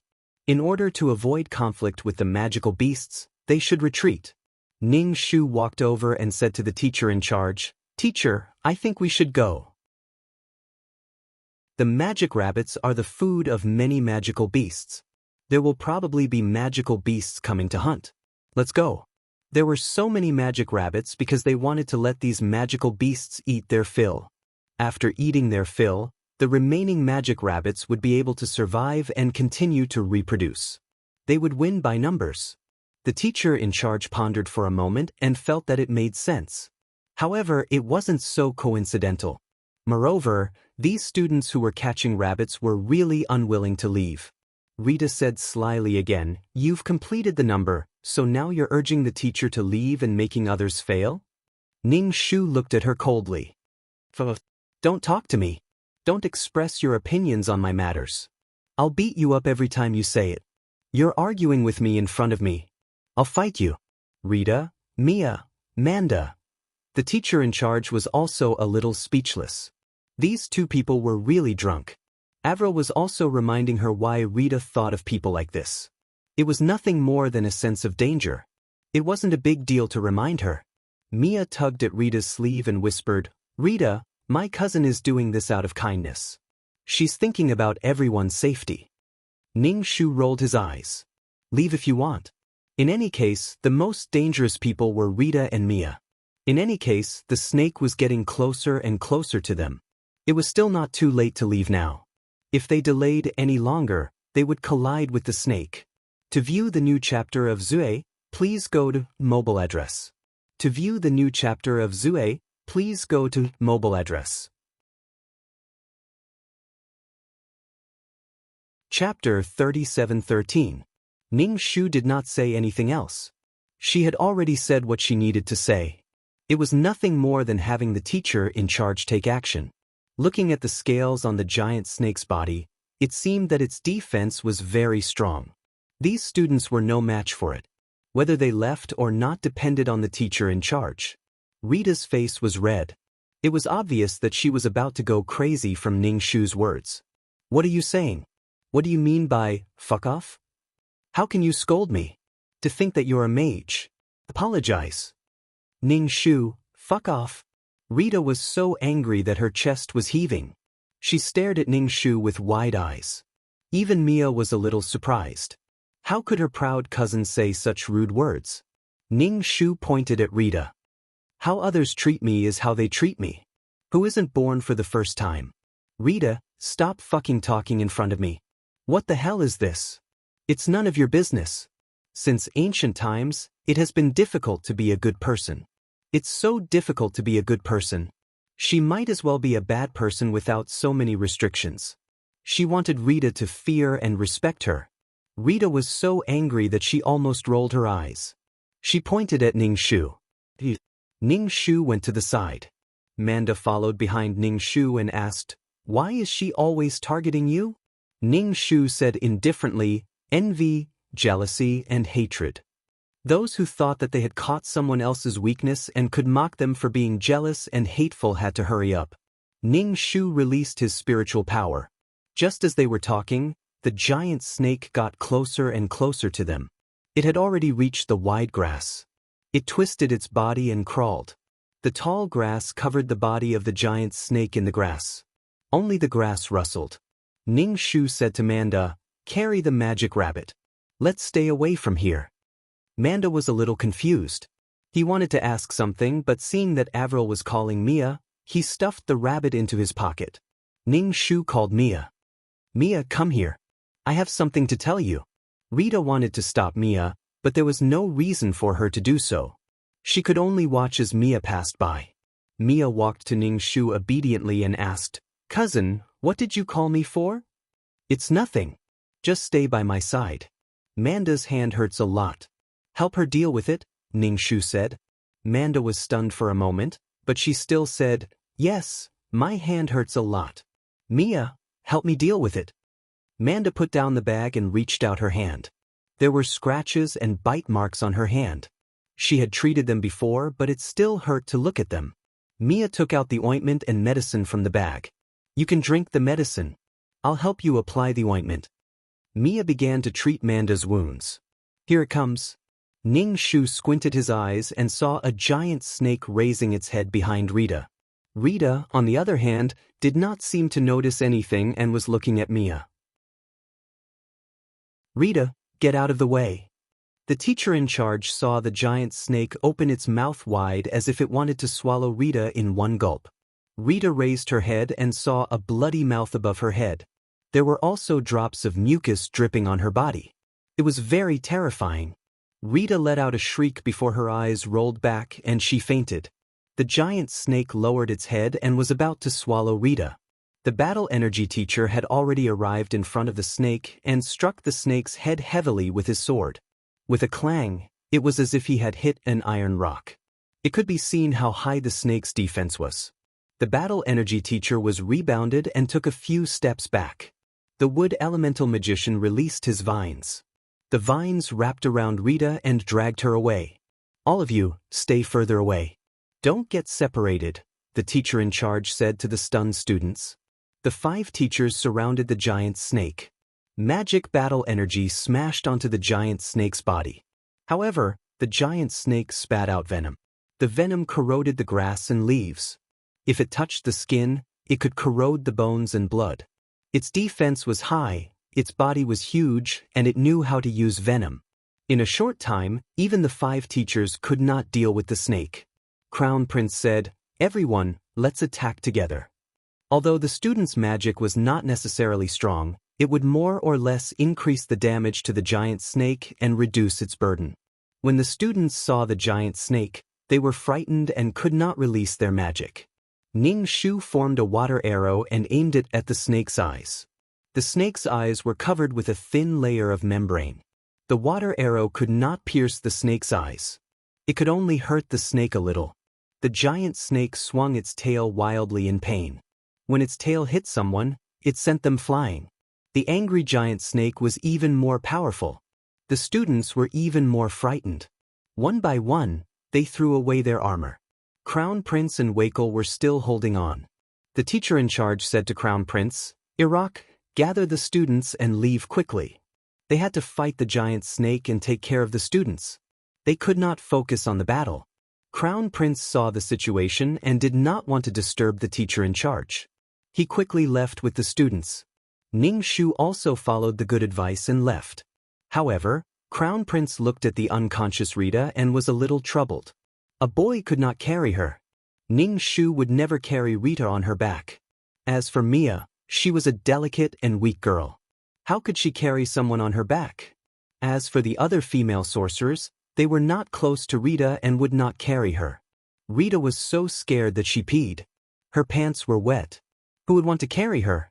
Even if a boy wanted to carry her, there was no way he could carry her in this situation. As a result, Rita was lying on the ground.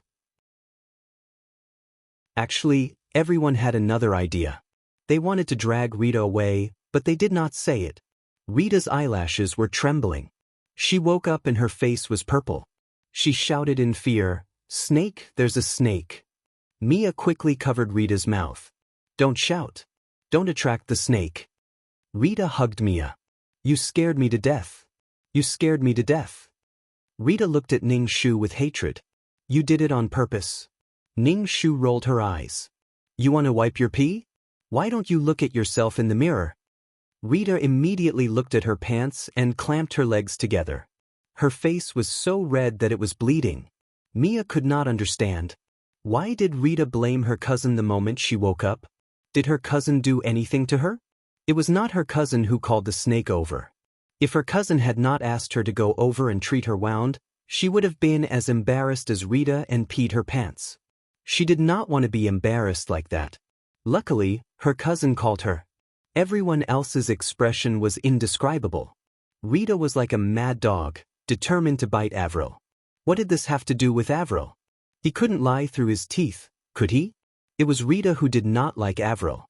She threw all the dirty and smelly things at Avril. Even if Avril did not like Avril, Avril felt that she was being wronged. Rita said hatefully, "You knew something was coming and purposely sent Mia away. You just want me to die." To watch the new chapter go, mobile address. To watch the new chapter go, mobile address. Chapter 37:14. Ning Shu burst out laughing. Am I that capable? Why don't you say that I was the one who called the snake over? If I were that capable, I would have called all the magical beasts in the R's great forest over and stomped you into a meat patty. Besides, your life has nothing to do with me. You can choose to die or not. I'm not going to save you. What can you do to me? Why should I save you? Who do you think you are? What the hell? Ning Shu was really annoyed with this Rita. Before she left, she might have to get rid of this Rita. Even if she couldn't get rid of her, she had to make sure that Rita didn't dare to get close to her. She even questioned her. Rita saw that Ning Shu's eyes were filled with murderous intent. You just want me to die. Ning Shu said, that's right. Then why don't you go and die? Don't provoke me. Mia couldn't help but say, Rita, stop it. In this situation, it was obvious that Rita was being unreasonable. When Rita heard this, she revealed a sad expression and looked at Mia in disbelief. How can you say that? Rita felt that she had been betrayed. How had she treated Mia? She had fought with Avril for Mia, yet Mia was behaving like this. When it was time for the duel, Rita didn't even know who to look for to replace her. What was the point of her doing all this? She was about to be eaten by the snake just now, and Mia actually told her not to say that. Rita felt terrible and looked at Mia with disappointment in her eyes. Mia was a little frightened and didn't understand why Rita was looking at her like that. Rita, all right, I'm the one who's being unreasonable. Rita shook Mia's hand off and walked away. Her pants were still dripping water. Mia hurriedly followed Rita. She didn't want her good friend to be angry, but Rita didn't care about her at all. The corners of Ning Shu's lips curled up. Rita looked so aggrieved. She was venting her anger, but at the same time, she felt that she was standing up for Mia. If Mia wasn't on her side, she would feel that everything she did wasn't worth it. She felt betrayed. Awkward. Rita probably felt like she was being slapped in the face. Mia was now in a situation where neither of them were human. It was said that it was difficult to be a good person, especially if one wanted to be a good person who took care of everything. If one didn't want to be a bad person, the outcome would often be different. Ning Shu giggled in his heart. He was in a wonderful mood. When he returned to the duel, he must beat Rita half to death. She would be bedridden for at least half a month. He wondered if Rita could find a sorcerer or a warrior to replace her. On the way back to the town, everyone was silent. They were all worried about the situation of the teacher in charge. He also realized how weak he was. Crown Prince Iraq glanced at Ning Shu and frowned. He realized that his impression of this girl might have been misled by someone else. There were some things that one would believe to be true after hearing it too much. Since everyone said the same thing, they also believed that it was true. The Crown Prince's heart trembled. This was not a good thing for him. He was the Crown Prince of a country. If someone casually whispered in his ear, he would take it seriously. This was a big problem. Ning Shu glanced at the Crown Prince and calculated in his heart. If he beat the Crown Prince half to death, it wouldn't work. He could only hit the Crown Prince's face and not hurt him. She had a strong background. She still had to consider the Earl's residence.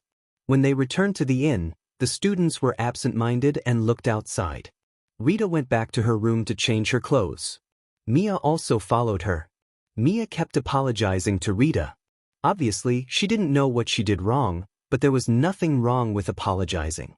Ning Shu ate the jerky and wondered if these two friends would reconcile. After thinking about it, Ning Shu felt that they would reconcile. Rita was too embarrassed and needed someone to accompany her.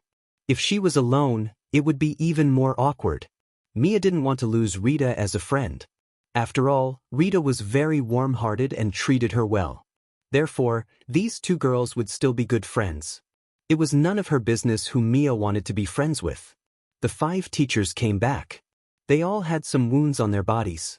Their exposed skin was stained with venom, causing it to be red and swollen. They needed to be cleaned and disinfected. Mia was in the room with the autistic Rita. The teachers came back and urgently needed medicine to cure the poison. The Crown Prince knocked on the door and asked for medicine. After a while, Mia opened the door. The Crown Prince said directly, "Hurry up and give me medicine. Teacher is poisoned." Mia took out a few bottles of medicine. "This is for drinking. This is for cleaning the wounds." Iraq took the medicine downstairs and quickly distributed it to the 5 teachers. He also asked the students to help treat the wounds. Iraq asked, "Teacher, how's the snake?" "It's dead. Its defense is too strong. Also, it's poison. It's not that strong. It spat out venom like it was raining. There would always be some venom." When magic hit the snake, there was no reaction. The 3 teachers almost used up all their magic elements. They needed to use more powerful magic, but the magic consumption was high. In the end, they were too careless. The teacher said, "We'll return to school tomorrow." Hearing that they could return to school, the students were relieved. They could finally go back. Ning Shu looked at the teacher's wounds. The wounds had been cleaned and he had drunk the antidote. However, the wounds were still red and swollen. Clearly, the medicine made by Mia and Rita was not enough to treat them. They had to go back and find more advanced medicine. Hirak took out a few bottles of medicine and said, "Teacher, try this medicine. It might get better." The wounds might worsen overnight. In the end, they still needed the teacher's protection. The medicine that Hirak took out was purer and more effective. The teacher did not stand on ceremony. He drank the medicine and his pale face looked better. The next morning, they got on the back of the Ice Eagle and returned to school. Back at school, Ning Shu got off the Ice Eagle and said to the silent Rita, "I'm going to duel with you tomorrow. Get ready." Rita was so angry that she could not speak. Mia said, "Cousin, let's not duel. Rita is already very upset after what happened. Why don't we cancel the duel?" Ning Shu said, "What does what happened to her have to do with me? Also, we agreed on this before.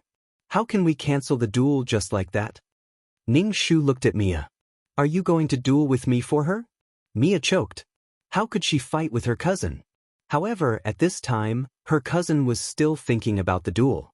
She gave off the feeling that she was very unreasonable, cold, and heartless. Ning Shu was speechless. "You're going back on your words. You're so humane. Should she be considerate of Rita or Rita, who had been gossiping about her?" To watch the new chapter on Zue, please go to mobile address. To watch the new chapter on Zue, please go to mobile address. Chapter 37:15. After the outing ended, there was a day off for the students to rest. Manda looked at Ning Shu with some disappointment. She still wanted to cultivate with Ning Shu. If everyone cultivated together, there would be more magic elements gathered around them. As long as they did not disturb each other, their cultivation speed would be faster. Manda felt that she was just a little bit away from breaking through to Mage Apprentice. However, now that the event was over, she had no reason to pester Avril. Manda mustered up her courage and said to Ning Shu, "Can I go and look for you?" Ning Shu said nonchalantly, "Sure." Manda was happy. "Go to your house to look for you?" Ning Shu glanced at Manda and understood what she meant. He thought for a moment and nodded. "Sure."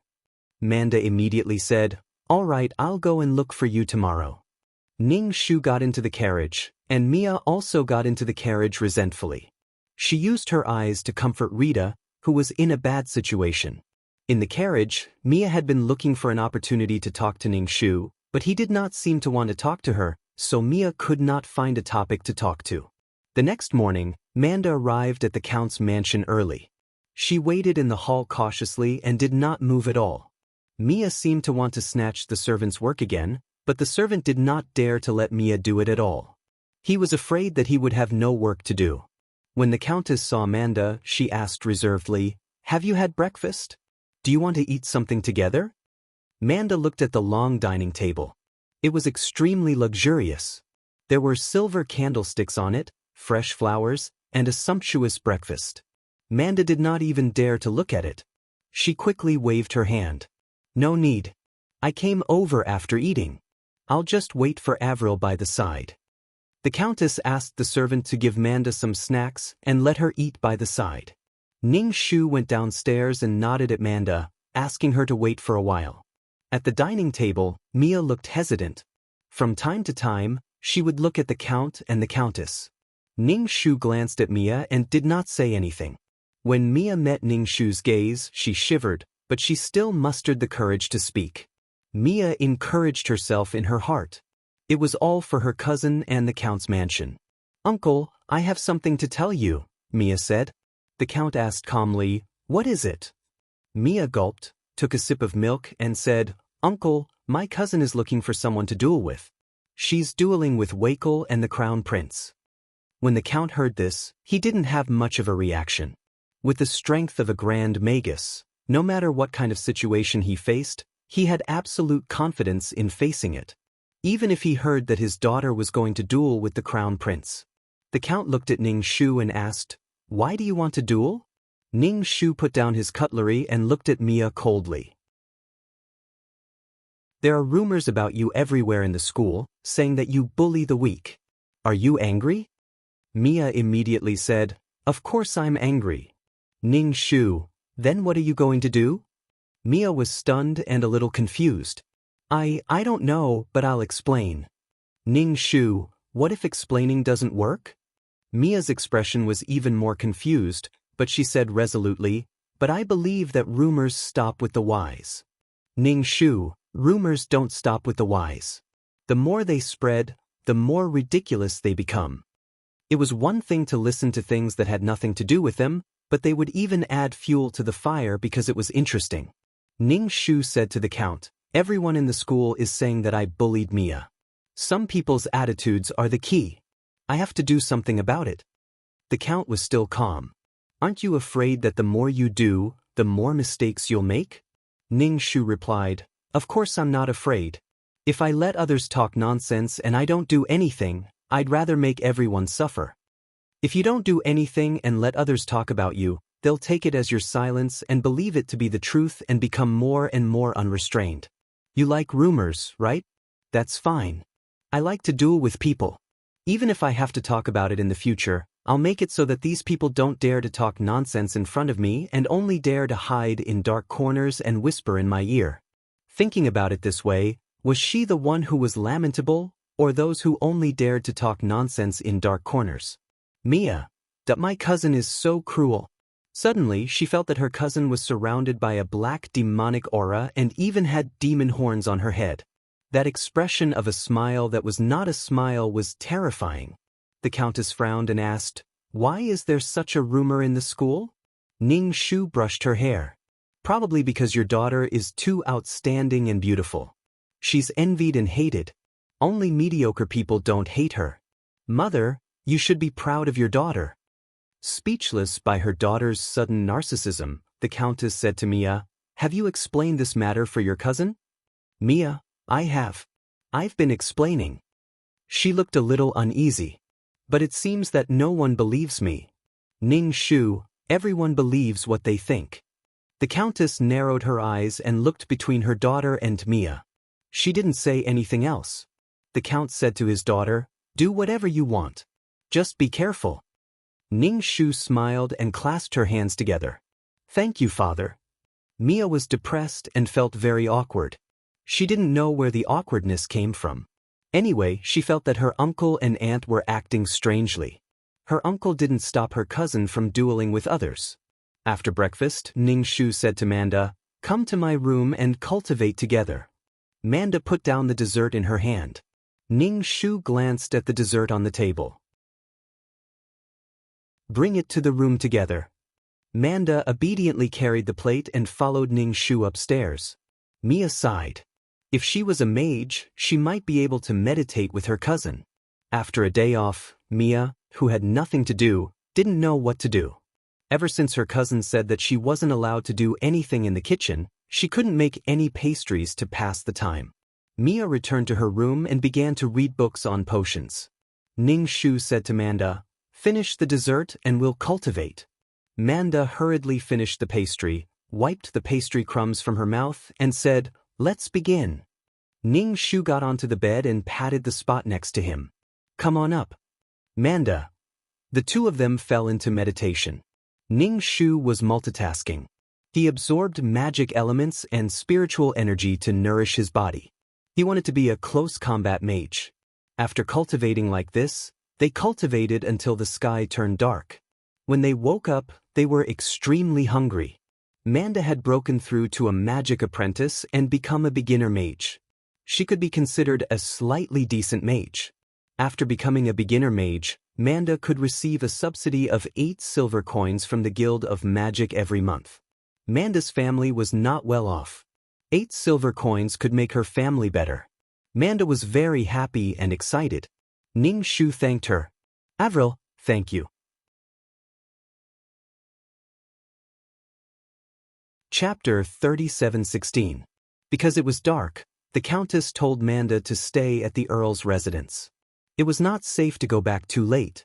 However, Manda was worried about the situation at home. If she did not return at night, her family would be worried. The Countess sent 2 gardeners to send her back. It was dangerous for girls to go out at night. During dinner, Ning Shu said to the Earl, "Father, I've broken through the beginner level and become a high-level magician." The Earl was very happy and smiled. "Not bad, not bad.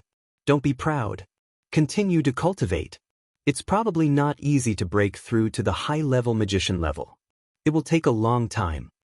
Although the Earl told Ning Shu not to be proud, he drank a few glasses of red wine. Mia suppressed the disappointment in her heart. "Congratulations, cousin." Ning Shu nodded. "I have a better chance of winning in a duel like this." Mia was speechless. Mia asked, "Cousin, are you going to duel with Rita tomorrow?" Ning Shu nodded. Of course, she was going to duel. Mia bit her lip and said to Ning Shu, "I want to fight in Rita's place and duel with you." The dinner table was silent for a few seconds. The Earl and his wife could not help but stare at Mia. Being stared at by 3 pairs of eyes, Mia's heart beat much faster. The Earl said in a low voice, "Why do you want to fight in her place? You don't have magic. You're not your cousin's match." Mia said, "Rita is my friend. I can't just sit by and watch." Ning Shu smiled. He did not know if it was a coincidence or if Mia had thought of this idea, but she had really broken Ning Shu's trap. If Mia really fought in Rita's place and people saw that she beat Mia up like a dog, wouldn't it confirm the rumors that Ariel had bullied Mia? And it would be in front of everyone. Her duels with the Crown Prince and Wakel would become meaningless. So what if she won against the Crown Prince and Wakel? Mia was probably just doing it for the sake of friendship. Perhaps she felt that her cousin had to go easy on her. The Count frowned and said, "Mia, don't interfere in this matter." But Mia still wanted to say something, but she was interrupted by the Earl. "If you don't want the school to be filled with rumors about your cousin, if you don't want conflicts between your friends and your cousin, and if you don't want to be stuck in the middle, then don't get involved, understand?" Towards the end, the Earl's voice became much more stern. Of course, he had to side with his daughter. The way he looked at Mia was so deep that it made her feel uneasy. The Countess smiled and said, "A duel won't kill anyone. At the end of the day, it's just an exchange between students. Don't worry, Mia, it's not a big deal." Rita did not know magic and was unarmed. She could not duel with her cousin. Obviously, her uncle and aunt would not let her take Rita's place in the duel. Mia felt wronged and wanted to cry for some reason. She poked at the food on her plate with her fork and lowered her head without saying a word. The Count and the Countess looked at each other and couldn't help but frown. Taking in an orphan girl like Mia seemed to be doing a good thing, But if some things were not handled well, a good thing might turn into a bad thing. They might even become enemies. It was hard to be a good person. If they let Mia go now, the Earl's residents would be bullying an orphan girl. At that time, no one would remember that the Earl's residents had adopted Mia. They would only remember that the Earl's residents had chased Mia away, and they would definitely become enemies. It was like tofu falling into a pile of ashes. They couldn't blow it or hit it. She wasn't their biological child, so they could hit her however they wanted. But she wasn't their own after all, so it was hard to deal with. Ning Shu returned to his room after eating and continued to cultivate. The next day, Mia said that she wasn't feeling well and wouldn't be going to school. Ning Shu didn't mind. She probably didn't want to see her good friend duel with her cousin. After Ning Shu got into the carriage and walked for a while, Mia rushed to catch up with him, saying that she wanted to go to school and that she had recovered. Ning Shu couldn't be bothered with Mia. If she wanted to go, then go. If she didn't want to go, then forget it. During lunch break, Ning Shu went to the alchemy class to find Rita for a duel. However, he was told that Rita wasn't feeling well and didn't come to school. Rita's excuse of not feeling well was just an excuse. Rita had escaped at the last minute. Ning Shu didn't care. Without Rita, there were still others. Ning Shu found Weikel and said, "Let's duel." Weikel's face was expressionless, but his body was filled with killing intent. Sure. Ning Shu and Weikel stood facing each other in the duel arena. This time, Weikel didn't underestimate his opponent. He immediately pulled out the sword on his back. Ning Shu also pulled out his wand, which was embedded with a magic crystal. After becoming an advanced rank magic caster, he could cast many spells. Moreover, after cultivating for a period of time, he believed that he would be able to completely crush Weikel. After pulling out his sword, Weikel's aura became even more terrifying. Even the spectators felt that Weikel was like a god of war descending. The Crown Prince frowned. Mia looked at the Crown Prince and asked, "Your Highness, who do you think will win?" One was her cousin, and the other was her friend. So the Crown Prince said, "It should be Weikel. He's already an advanced rank warrior and has been cultivating his battle chi recently." Weikel was a magic caster and couldn't fight in close combat. If he did, he probably wouldn't even be able to cast any spells. Mia was even more worried. Her cousin was such a proud person. If she lost, she would definitely be sad. Weikel took the initiative to attack. Wielding his sword, he quickly flashed to Ning Shu's side. Ning Shu raised his staff and released a curtain of water, which temporarily blocked Weikel's vision. Ning Shu quickly dodged and nimbly appeared behind Weikel. He kicked Weikel. Weikel turned around, and Ning Shu punched him in the face. After being tempered by peerless martial arts, Ning Shu's body and bones had become much tougher. Even if it was a fist, it would hurt a lot more when it hit a person's body. After being punched, Weikel's anger and killing intent surged. His eyes turned red, and his battle chi solidified. As he raised his great sword, the image of a roaring dragon appeared behind him. The dragon had 2 wings, and its eyes burned with red flames. It roared and charged at Ning Shu. Ning Shu hurriedly dodged to avoid being knocked down by the attack. At the same time, he also operated his peerless martial art. The chi of the peerless martial art transformed into a golden 5-clawed giant dragon and rushed towards the giant dragon. The 2 dragons collided with each other, and the force of the collision set off layer after layer of shockwaves. It was deafening. What was going on? The spectators were flabbergasted. What kind of magic was Avril using? It didn't seem like magic, but more like battle chi. To view the new chapter, please go to mobile address. To view the new chapter, please go to mobile address. Chapter 3717. Ning Shu and Wacker were both affected by the shockwave and were knocked back. They barely managed to stabilize themselves. Ning Shu rubbed his chest. "My chest, it hurts." Wacker was clearly confused by Ning Shu's sudden attack. What kind of magic was this? He didn't feel any water vapor. It didn't feel as wet as water magic. Ning Shu took advantage of Wacker's stupor to charge in front of him. He aimed a heavy punch at Wacker's face, causing him to stumble and fall to the ground. Ning Shu didn't hold back. He went up with both hands and pummeled Whacker's face. This time, Ning Shu didn't hold back at all.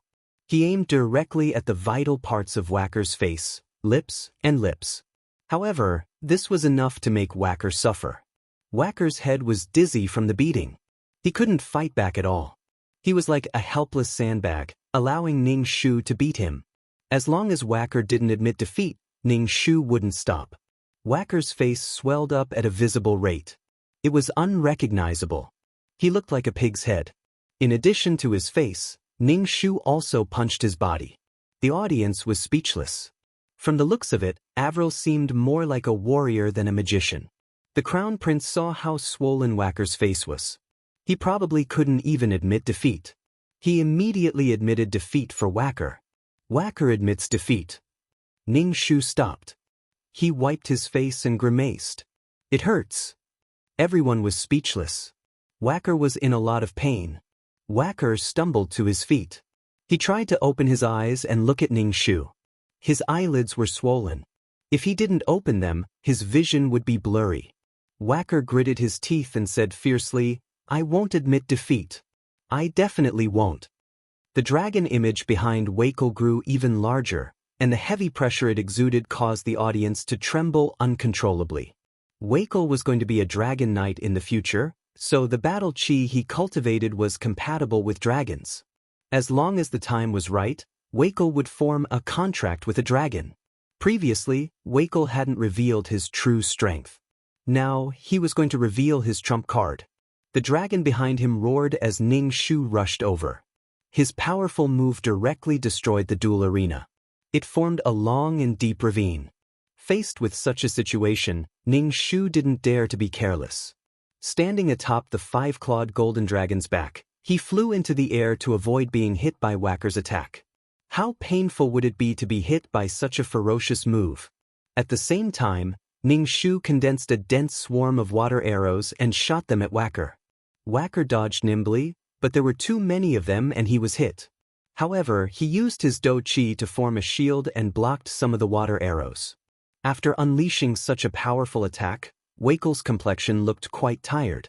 Clearly, this attack had taken quite a toll on him, especially since Ning Shu had dodged it. This dealt a heavy blow to Wackel's mental state. Ning Shu had originally wanted to fight the Crown Prince after his duel with Wackel, but now that he thought about it, even Wackel had been hiding a lot of power, let alone the Crown Prince of a country. She definitely had a lot of resources, such as magic robes and defensive equipment. She had used up a lot of them, so it would be difficult for her to fight the Crown Prince. Ning Shu wanted an overwhelming victory. He didn't want to be beaten half to death and unable to win. Since Wackel had unleashed such a powerful attack, Ning Shu returned the favor and released a water-type spell. He summoned the water sprite and bound Wackel. The water sprite was a sprite made of water. It tightly bound Wackel, making him unable to move. Next, Ning Shu used Water Dragon Spike, attacking with a powerful pillar of water. The Water Dragon Spike spun, its tip like a screw, and shot towards Wackel. Wackel couldn't dodge and was struck head-on, taking the full brunt of the attack. Then he fainted. The rescue team hurried over to check on Wackel's condition and gave him medicine. Regardless of his injuries, he had to drink medicine that reduced his injuries first. Wackel was placed on a stretcher and carried away. Ning Shu waved from the dueling platform. "Thank you for your support. Of course, the most important thing is still my own efforts." Everyone was speechless. Then applause rang out. No matter what, the victor deserved applause. However, many people looked at Ning Shu with fear in their eyes. Ning Shu left the dueling platform. Mia handed Ning Shu the medicine and asked, "Cousin, are you hurt? Drink some medicine." The medicine could relieve fatigue, so Ning Shu didn't refuse. He drank it and walked over to the Crown Prince. The Crown Prince narrowed his eyes and looked at Ning Shu. Ning Shu said, "Your Highness, don't forget our agreement. When you set a date, just let me know." Ning Shu felt that he should practice more magic. He'd only summoned the water fairy and used some other magic, but his body was empty of magic elements. He had to find a way to store more magic elements. The Crown Prince wanted to roll his eyes. This was a challenge. She hadn't given up yet. The Crown Prince knew what Ariel was thinking. After defeating Wakel and himself, she would step on them and see who would dare to say anything. Even though he knew her intentions, the Crown Prince couldn't refuse. He couldn't advance or retreat. If he didn't fight, he would be seen as a coward. Since she wanted to fight, then so be it. The Crown Prince said coldly, "Wait. I'll let you know." Ning Shu didn't care about the Crown Prince's cold expression. "Okay, then I'll wait for your notice. Let me know when you set a date so I can prepare." Of course, when you hit someone, you hit their face. Wakel's face would probably be bruised for at least half a month. Ning Shu smiled faintly at the Crown Prince, revealing his teeth that were reflecting light. He looked like an evil villain. The Crown Prince laughed in his heart, but at the same time, he was worried about his face. When the time came, he had to protect his face no matter what. The Crown Prince walked away. Anyone could see that he was angry. Manda said to Ning Shu worriedly, "He's the Crown Prince. Wasn't he afraid that the royal family would take revenge?" Ning Shu said, "We're just interacting and increasing our strength. What does this have to do with the Crown Prince's identity?" Although he said that, when Iraq's identity was revealed, it made people shrink back, especially commoners like Manda. They had a natural fear of the royal family and nobles. Manda definitely wouldn't dare to fight Iraq. He didn't even want to get too close to a noble. He couldn't afford to offend them. Manda was a bit envious of Ning Shu. He had a noble father and great strength. To view the new chapter of Zue, please go to mobile address. Chapter 37:18. Ning Shu did not have such worries. Anyway, the Earl had already told her to do as she saw fit. It was a fight between the younger generation. If the elders got involved, it would be a little degrading. The Earl was probably thinking that as long as it was not his own child who was wronged, it would be fine. Mia sighed. Her brain could not process why her uncle allowed her cousin to mess around. At the same time, she felt a little sour. If her father was still here, he would probably love her like this and support her unconditionally. Ning Shu rested for a while. When he felt that his body was not so tired, he returned to the classroom. Wakel's seat was empty. He heard that Wakel had been sent home for treatment. Under all kinds of gazes, Ning Shu sat in his seat. Ning Shu liked these gazes. Even if they were fearful, it was better to make people fearful than to make people think that he was easy to bully. Everyone liked to bully people who were nice to them. After school, Mia said to Ning Shu, "Cousin, I'm not going home with you today." Ning Shu asked, "Then how are you going back?" Mia said, "Rita isn't feeling well. I'm going to see her. I'll go back by myself later."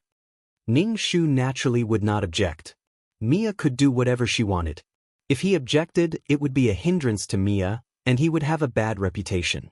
"All right, take care of yourself." Ning Shu closed the carriage door and urged the coachman to leave. Mia was speechless. Watching the carriage leave, Mia stopped in her tracks. She had an indescribable feeling. It was desolation and a sense of grievance. Even though her cousin did not stop her from seeing Rita and seemed to treat her very well, she also felt that she did not really care about her. If she did, she would definitely be unhappy that she went to see Rita. After all, Rita had a conflict with her cousin. So, Mia felt a little worried and an indescribable sadness. An inexplicable sadness. When Ning Shu returned home, she went to find the Earl and said, "Father, I fought with Wakel today and won." The Count had already seen it through the memory crystal, but someone had recorded it using the memory crystal.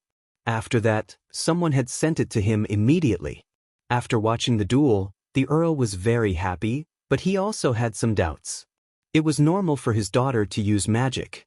After all, she had always been a magician. However, she had used fighting aura. She had cultivated fighting aura. The Count's expression was a little serious. It wasn't that no one wanted to cultivate both magic and combat aura at the same time. They wanted to covet both, but in the end, both became useless. It took a long time to absorb magical elements through meditation. The Count took out the memory crystal. "I saw the scene of your duel. Are you cultivating your dochi?" Ning Shu nodded and said, "Father, I want to be a close combat magician."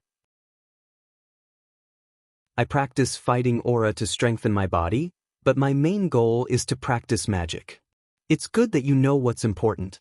As a magician accumulates, a powerful spell can destroy the world. Don't lose the big picture for the small things, the Earl said. Ning Shu nodded. It seemed that she had to leave behind the ultimate martial arts so that the person who had entrusted her with it could also practice it. He didn't expect her to benefit greatly, but it was fine as long as she didn't waste it. Perhaps she could even contribute a portion of faith to the ultimate martial arts. The Count asked, I heard that you're going to challenge the Crown Prince. The Crown Prince has always been low-key. He's even stronger than Wakel. Also, the Crown Prince is a magician. He's an ice magician. He's your bane, the Count said. When you release water magic, it can directly freeze your water. Also, the temperature is very low. It has a great impact on the combatants. Ice magic could be said to be very powerful magic. Also, the royal family had a lot of resources. How could they be stingy with the cultivation of a country's heir? Not to mention the Crown Prince, even the other princes weren't weak. The Count asked, when are you going to duel the Crown Prince? Ning Shu said, I don't know. The Crown Prince will inform me. The Count took out a magic robe and said, wear this when you meditate. It can speed up your cultivation. Then I'll make you a magic wand. Ning Shu said with a smile, thank you, Father. After all, this was a world where the strong were respected. Only strength was absolute. The Count didn't care much about the Crown Prince's identity. He was still thinking of a way for his daughter to win the duel. Ning Shu took the robe and returned to his room to cultivate. He wrote down the cultivation method of the ultimate martial arts, then put on the magic robe and began to cultivate. Ning Shu didn't dare to underestimate the Crown Prince's strength. Besides, the Crown Prince was an ice magician. He could freeze her into an ice sculpture. There was no room for resistance. So, he had to work hard. The Crown Prince didn't duel immediately, probably because he wanted to make preparations. At dinner, Mia wasn't at the table. Ning Shu asked, and the Countess said, Mia is at a friend's house. She won't be back today. Oh, Ning Shu replied and threw it to the back of her mind. The next day, Ning Shu ran into Mia and Rita at the school gate. Rita looked dispirited and there were dark circles under her eyes. When she saw Ning Shu come down from the carriage, she wanted to say something, but she was afraid of something and swallowed her words. This was the effect Ning Shu wanted. He wanted to beat her until she didn't dare to say anything. Ning Shu said to Rita, don't forget about our duel. When is it? Rita's face turned pale. Yesterday, she had heard about the duel between Avril and Wakel from Mia. She had seen the scene in the memory crystal. Rita felt as if her two legs were trembling. That thick and solid water dragon spike was punching Wakel's face again and again. Seeing Wakel's nose bleeding and the corner of his mouth bleeding, Rita didn't even dare to take a second look. Even Wakel was beaten so badly. Rita didn't have any magic or battle energy. She could only stand and take the beating. Plus, Avril was so violent that Rita couldn't find a magician or warrior to replace her. Who would be willing to take the beating? It was painful and embarrassing. Rita didn't know what to do. Now that Avril said she wanted to duel, Rita could only cower. She didn't even dare to breathe loudly or speak loudly to Ning Shu. In the past, whenever Rita ran into Avril, she would mock her and say that Avril bullied Mia. Now that Ning Shu was really bullying her, Rita didn't dare to say anything. She didn't even dare to come close. When she saw Ning Shu, she would only stay far away. Ning Shu said, I'm a democratic person. Let me know when you want to duel. Rita, I didn't agree to duel with you. Rita tried to refuse the duel. Ning Shu smiled and said, it's okay. I'll keep challenging you until you agree. Rita. To watch the new chapter, please go to mobile address.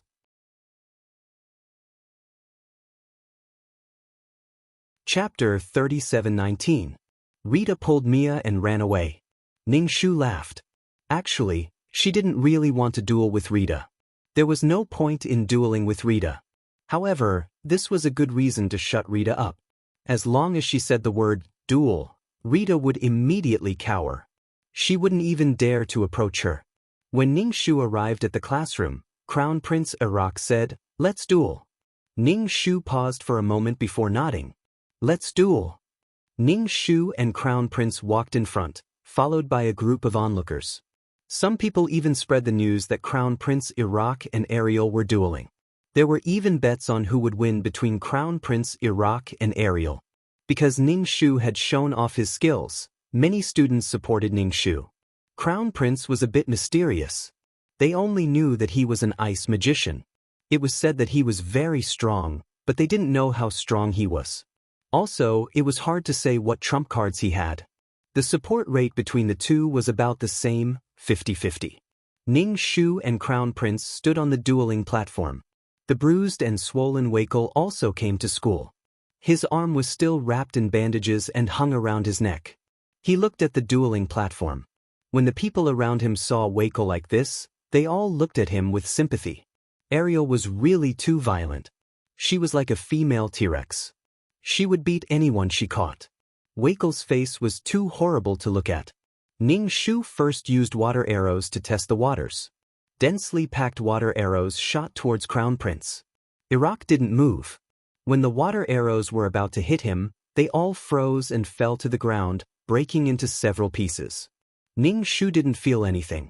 He knew that Iraq was an ice magician. This kind of ice magician was a mutated magic. Naturally, it was stronger than normal magic. Moreover, ice magicians countered water magicians.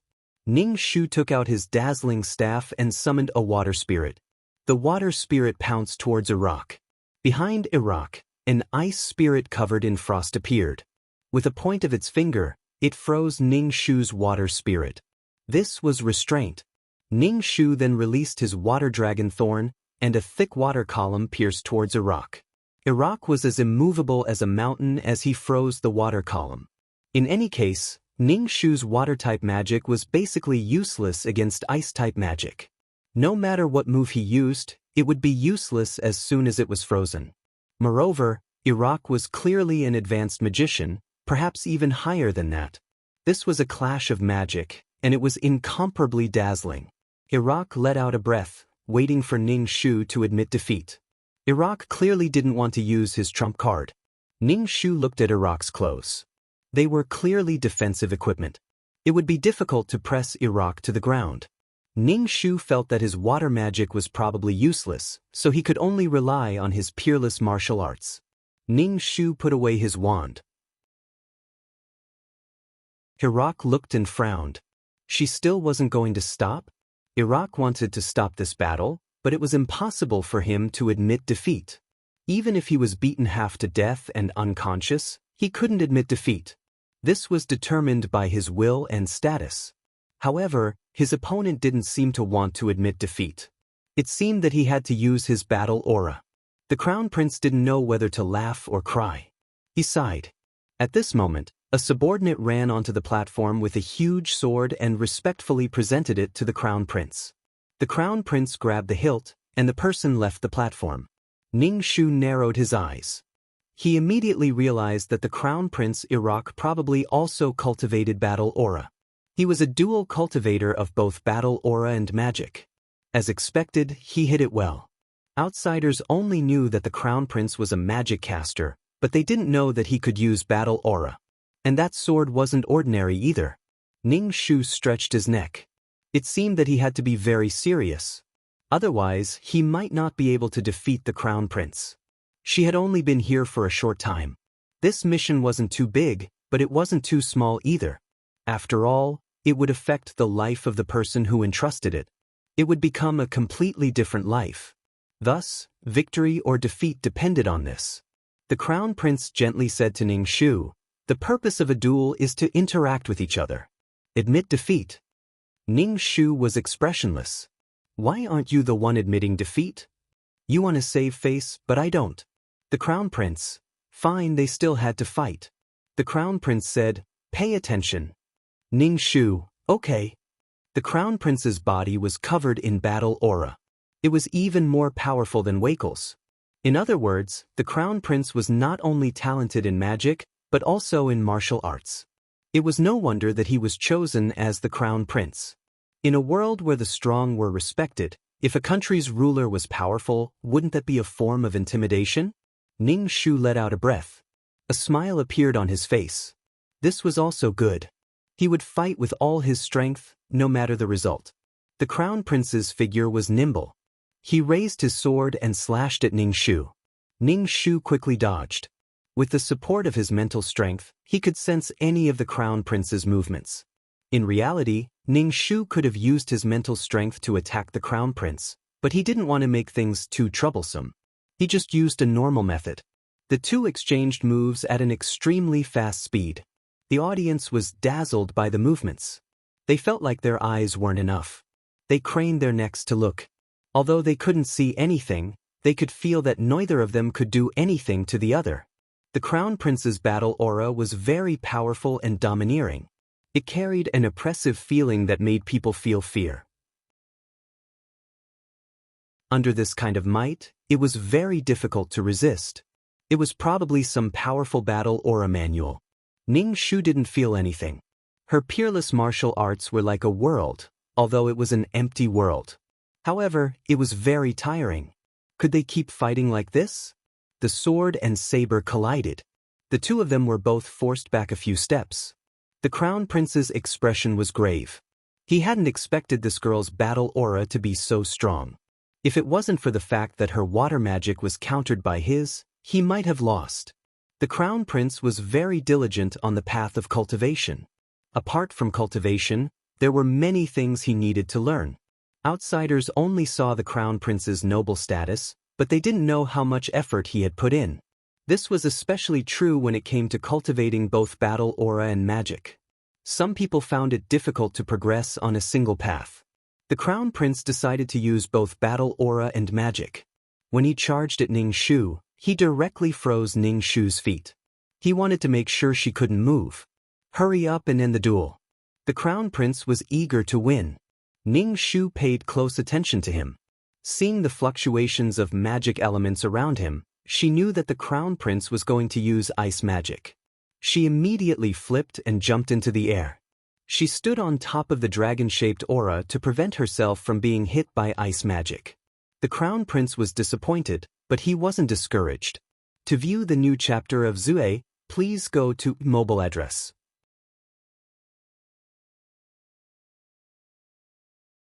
Chapter 3720. The Crown Prince unleashed an enormous battle aura that blotted out the sun. The dazzling light made it hard for anyone to open their eyes. Ning Shu quickly dodged the attack and took advantage of the time to appear behind the Crown Prince. He kicked the Crown Prince's back. Such a dazzling light would cause the enemy to have a blind spot, but it also had a drawback. The Crown Prince also had a temporary blind spot. Ning Shu had the support of his psychic energy and could accurately capture the Crown Prince's figure. The Crown Prince staggered, not daring to turn around. He could imagine that if he turned around, he would definitely be met with a fist. After watching Avril and Wakel's 2 duels, the Crown Prince had a certain understanding of Avril. She seemed to like to hit people's faces. If she could hit someone's face, she definitely wouldn't hit anywhere else. The Crown Prince didn't want to follow in Wakel's footsteps. At the same time, he felt a bit amused. Why did he have to compete with a girl like this? The Crown Prince immediately distanced himself from Ning Shu and raised his hand as if to compromise. He said, "I've lost. You're very strong." Ning Shu's breath was stuck in his throat. He couldn't spit it out or swallow it. He finally understood how Wakel felt. Ning Shu smiled sinisterly. "Your Highness, you didn't even try your best. We have to work hard to bring out our strength. Only then can we communicate and improve." The Crown Prince said, "I've already improved. That's all. Avril, you're very strong." Ning Shu gritted his teeth. "Thank you for the praise. You're very strong too." This was a bit biased from Ning Shu's plan. It wasn't that it was biased, but rather, it was very different. He didn't even give the Crown Prince a pair of panda eyes. The Crown Prince jumped off the dueling platform, tossed his sword to the servant, and walked away confidently. Ning Shu was disappointed. He was afraid that the Crown Prince wouldn't accept his duel next time. The Crown Prince had actually escaped unscathed. This made Ning Shu very unhappy. How infuriating! Where was the dignity of the imperial family? How could he just admit defeat like that? Where was the dignity of a magician and a warrior? Ning Shu also jumped off the dueling platform and caught up to Iraq. Your Highness, let's duel next time. Everyone can improve together.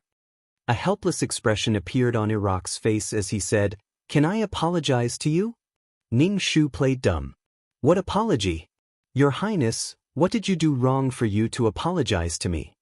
Iraq was speechless.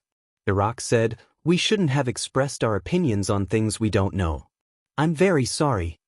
Ning Shu smiled faintly. What if I don't accept? Your Highness, if you really want to apologize, then draw your sword. Let's improve each other and let me realize my shortcomings. That's the greatest help you can give me. Put a band-aid on the wound and the wound would disappear. The Crown Prince's face was bitter. Let's talk about it next time. Ning Shu nodded. I'll let you know the exact time. Crown Prince was speechless. I didn't agree. Ning Shu felt that he should continue cultivating. Otherwise, he would have no chance of winning against the Crown Prince. He would have to use the most ordinary method. Before he left, he pressed the Crown Prince to the ground and rubbed him. There would be plenty of time in the future. Ning Shu smiled. Devil horns seemed to have sprouted from his head again. Weikel had already given up on trying to get back at him.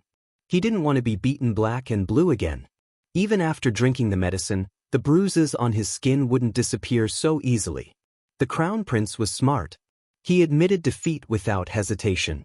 Ning Shu felt that this matter was probably coming to an end. This rumor had more or less been forgotten. It wasn't a big deal to spread it in private, but they shouldn't do it in front of her. Mia heaved a sigh of relief. She thought that the Crown Prince would also be beaten black and blue. That would be terrible. Fortunately, her cousin wasn't hurt either.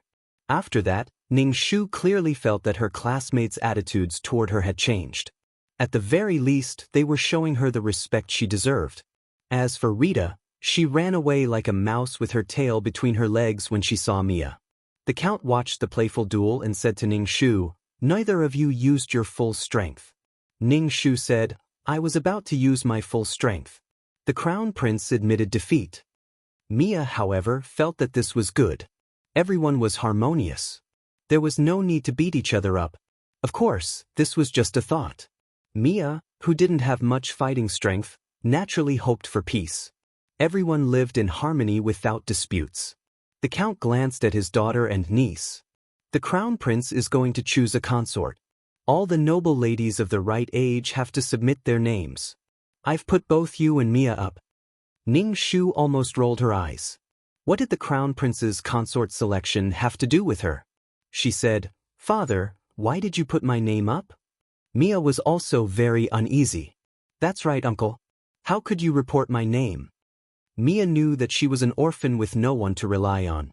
There was no way she could become the Crown Prince's consort. Well, the Count said, What are you thinking? You make it sound like the Crown Prince is going to choose the two of you. All the noble ladies of the right age have to be put up. It's just a name. Don't worry, the Crown Prince won't choose our two ladies. Ning Shu asked, Why?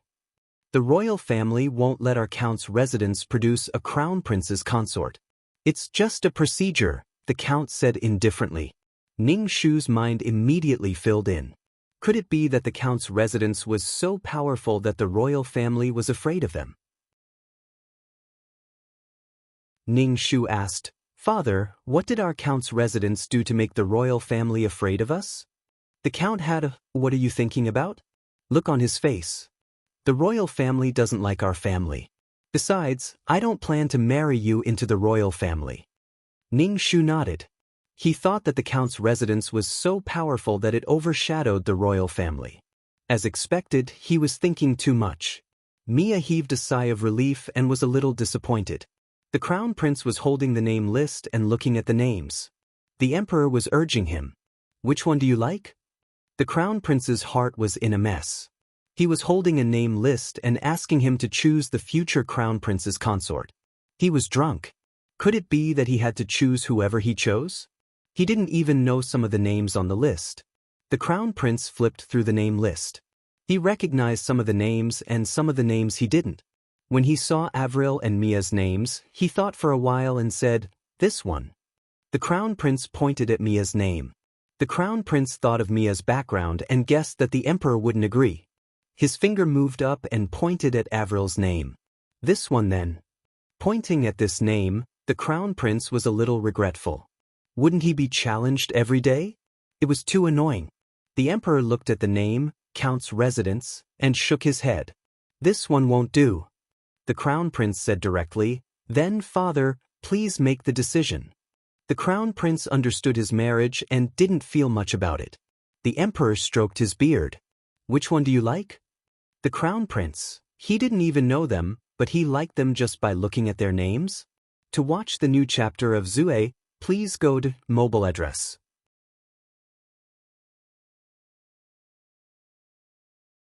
Chapter 3721. The Crown Prince was about to go bald from worrying about the concubine selection, but the Emperor was just watching and waiting for his reply. The Crown Prince really didn't know the ladies of the noble families. He was really too busy. He had to cultivate magic, battle energy, and learn how to deal with government affairs. He couldn't wait to use all his sleeping time to cultivate. The Crown Prince sighed. At least give him a portrait, some description, or a name. It was simply inhumane to just let him choose. The Crown Prince had no choice but to let the Emperor point him out. The Crown Prince was very tired of guessing. The Emperor said, "I'm not the one choosing the concubine. You choose the concubine." The Crown Prince. "Father, I really don't know who to choose. Why don't I put it aside for a while and think about it?" The Emperor didn't force him. "Okay, think about it. Tell me when you've decided." The Crown Prince sighed. He didn't have any expectations for the concubine selection. It was nothing more than a journey in life. He needed a woman to accompany him and carry on the family line. Lightless wind, flower, snow, and moon. And this woman had to be worthy of him. Ning Shu went to school with Mia as usual. Mia asked Ning Shu, "Cousin, what kind of concubine do you think the Crown Prince will choose?"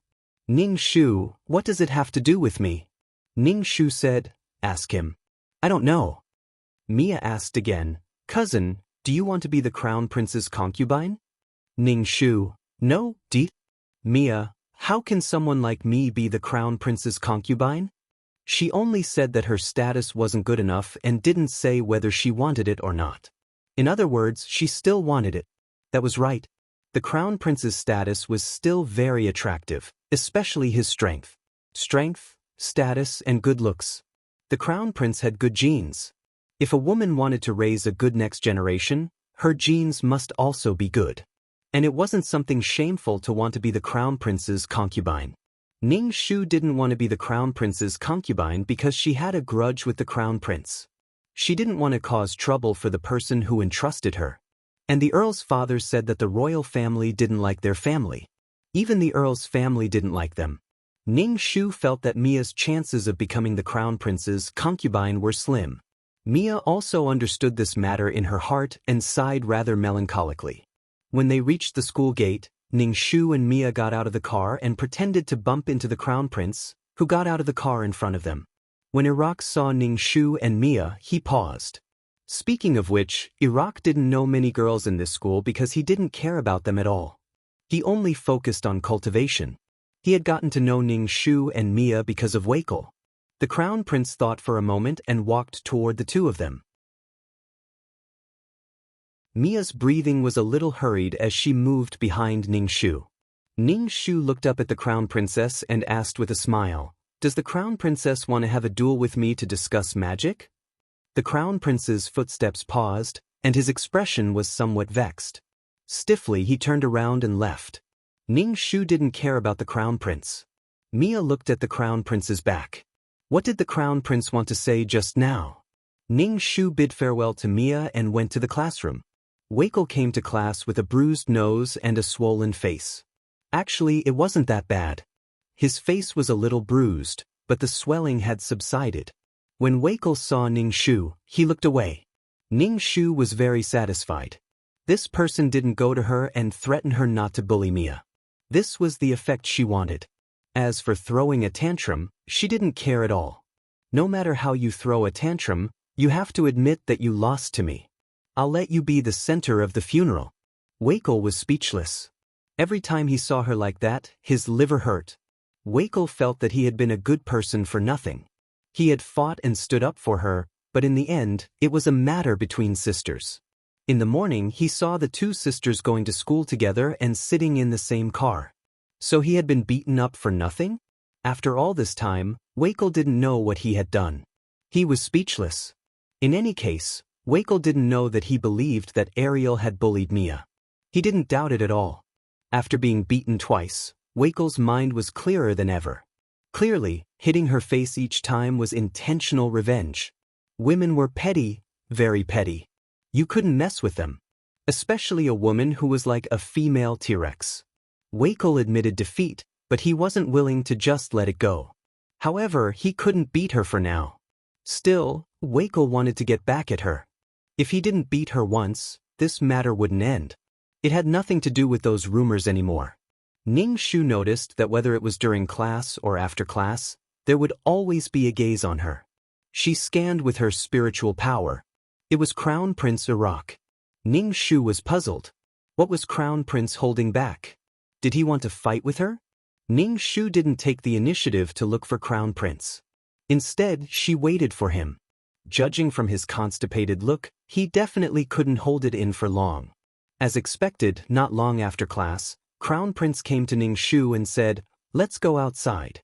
I have something to tell you." Various thoughts flashed through Ning Shu's mind as he followed Crown Prince to a place with fewer people. Ning Shu looked at Crown Prince and didn't speak. Crown Prince patted the back of his head and said, "Are you going to get married?" Ning Shu, fucking retard. Ning Shu looked at Crown Prince expressionlessly. Crown Prince said again, "Then is Mia getting married?" Ning Shu, fucking idiot. Crown Prince said, "My father wants me to find a wife. I don't know any other girls, so I asked you and Mia." Ning Shu, "Sorry, she's not getting married. You still want a Huang and Vine? You're probably living in a dream." Ning Shu wanted to arrange for Crown Prince to be cremated. "Crown Prince, are you going to be Crown Princess?" Crown Prince thought for a moment. Avril was a suitable candidate. Her father was an earl and she wasn't weak. She could be Crown Princess. Also, she was a magician. This way, their children would have a higher chance of becoming a magician. The more Crown Prince thought about it, the more suitable he felt. Ning Shu wanted to scatter Crown Prince's ashes. Ning Shu shook his head. "Sorry, I don't want to be Crown Princess. Didn't the Earl's father say that the royal family didn't like the Earl's residence? Could it be that Crown Prince couldn't find a candidate and just randomly found a girl he knew?" Ning Shu rolled his eyes. "Your Highness, I don't want you." Crown Prince was a bit disappointed. "Then I'll ask Mia." Ning Shu, how is Mia supposed to reply? "I want to say yes, but I'm not reserved enough. But if I say I don't want to, Crown Prince will think I'm rejecting him and give up. If that happened, Mia would probably cry her eyes out." Crown Prince was really a straight man. Could it be that Crown Prince wasn't straight and just randomly found a girl to marry? Ning Shu asked, "Your Highness, don't you like Wakel?" What? The prince's expression was a little horrified. "Where did you hear these words, Miss Avril? Please don't spread these ridiculous rumors."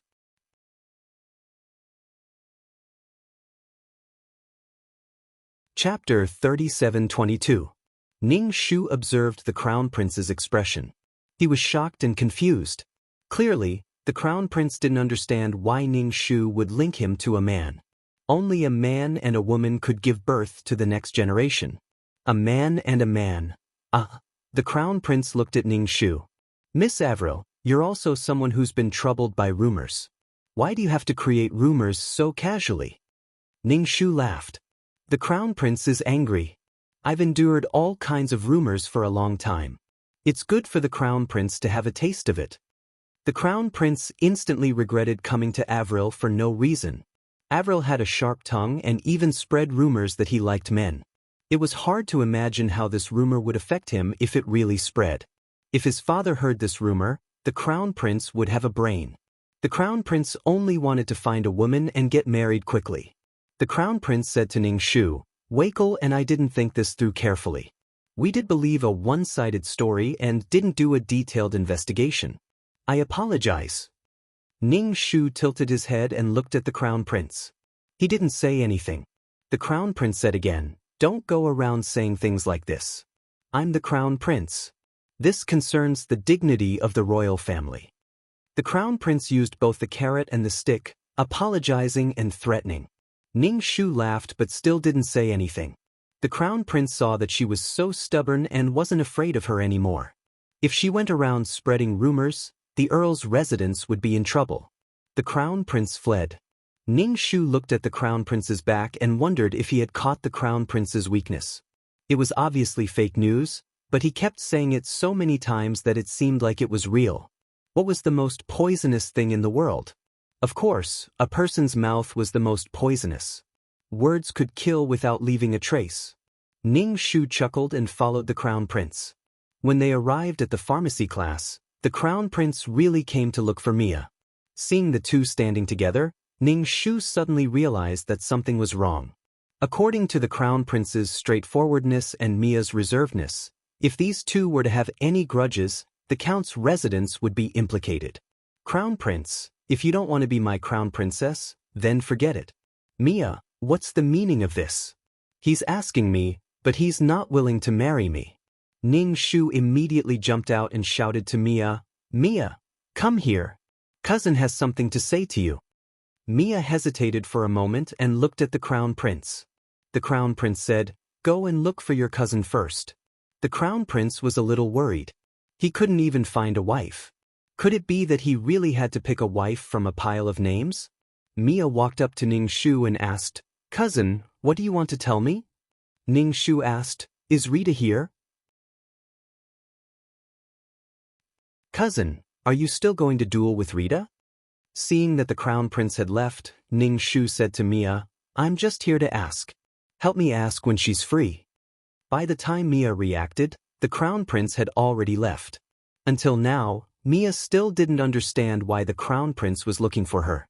Ning Shu exhaled and said to Mia, "How's your pharmaceutics going?" Mia immediately said, "It's okay. I like pharmaceutics a lot." Ning Shu nodded. "That's good." Ning Shu bade farewell to Mia and chased after the Crown Prince to the classroom.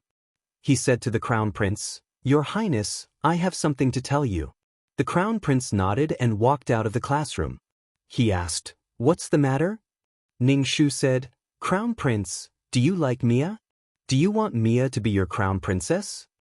If you don't like her, don't tell her.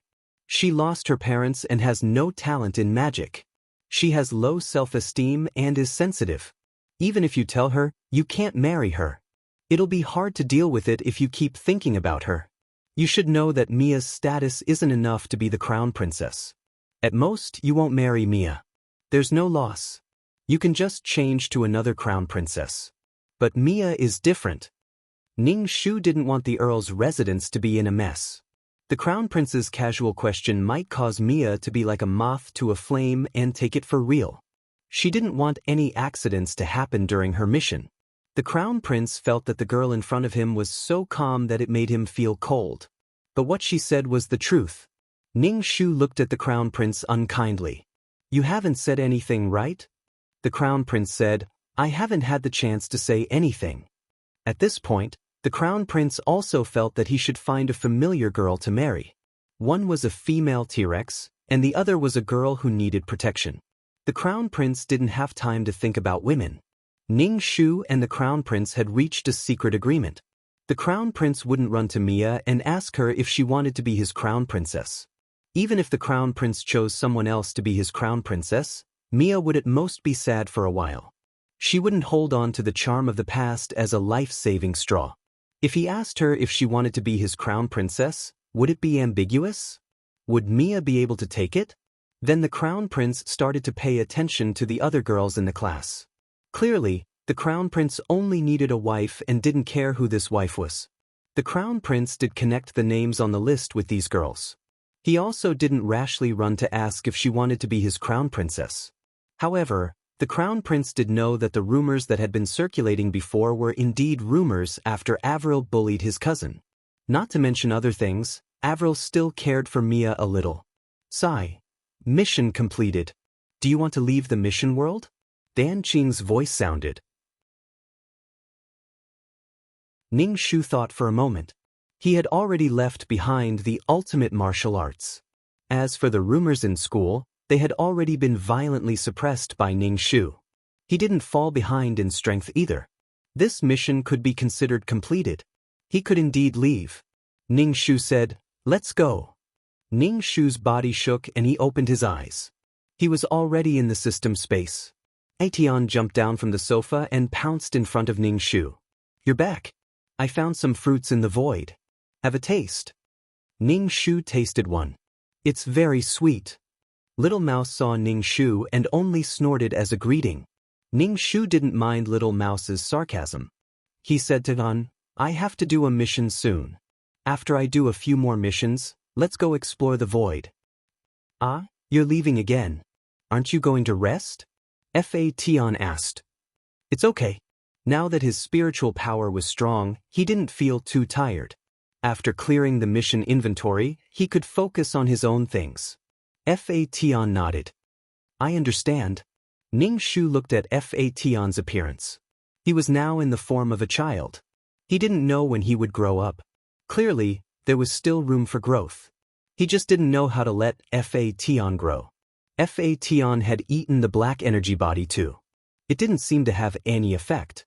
Probably because he didn't eat enough. The quantitative change had reached a qualitative change. Probably because he didn't accumulate enough energy. To view the new chapter of Zue, please go to mobile address.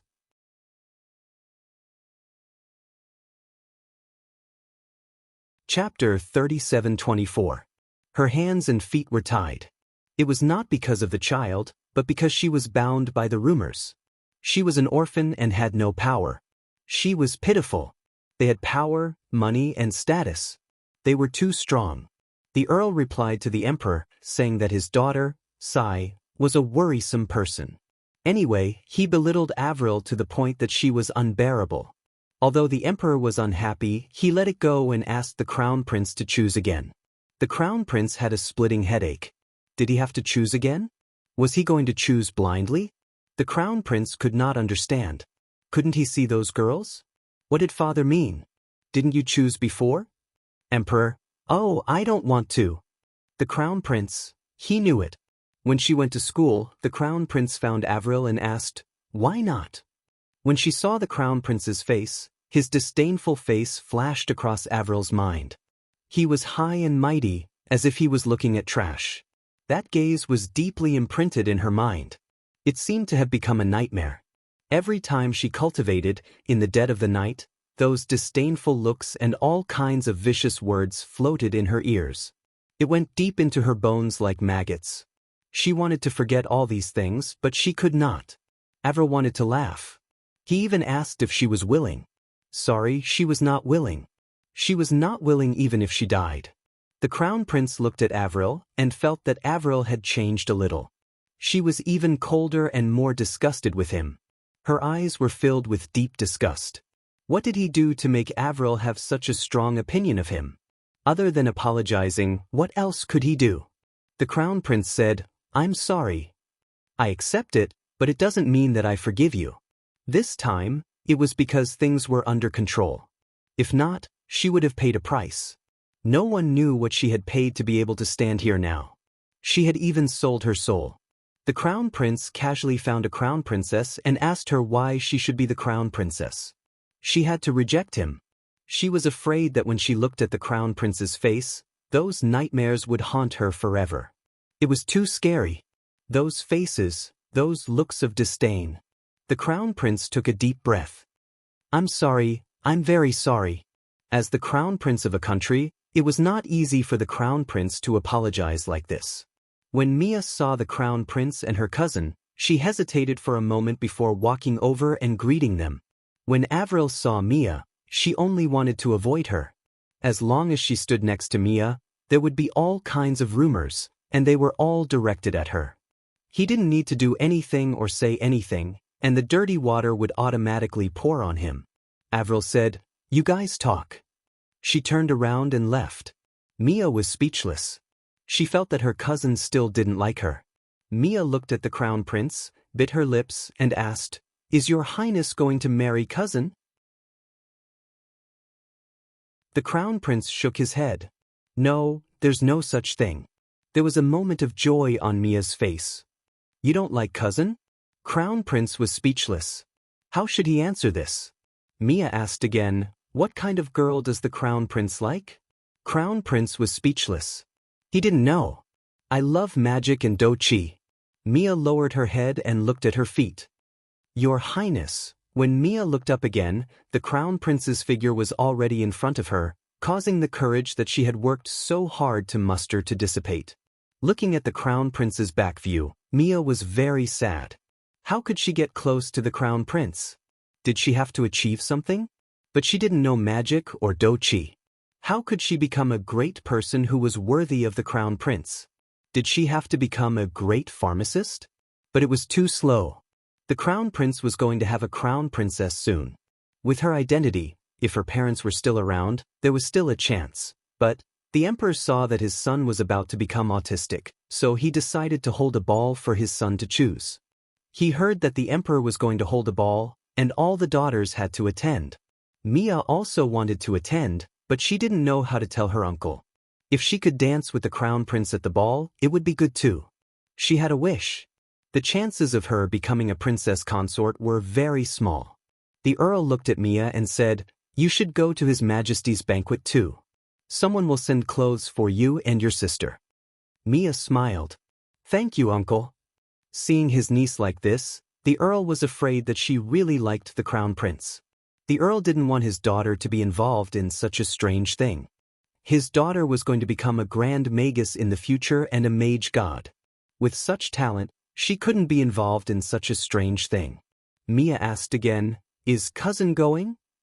"His Majesty said that all the girls of the right age have to go," the earl said. On the day of the banquet, Ariel and Mia entered the palace, dressed appropriately. There were many beautiful girls at the banquet, whispering to each other. Under the light of the fluorescent stones and candles, it was especially moving. Ariel was in a corner and didn't attract much attention. Mia didn't know anyone and could only follow beside her cousin. The music started, and the crown prince walked down the steps in his splendid attire.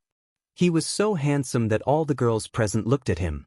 The emperor said, "Crown prince, see for yourself." The crown prince had nothing to live for. The crown prince danced with a few girls, then walked to Ariel and Mia, and extended his hand. Mia reached out and put her hand on the crown prince's hand. The crown prince was stunned for a moment, then followed Mia to the dance floor. Ariel drank the dazzling wine and looked at the two expressionlessly.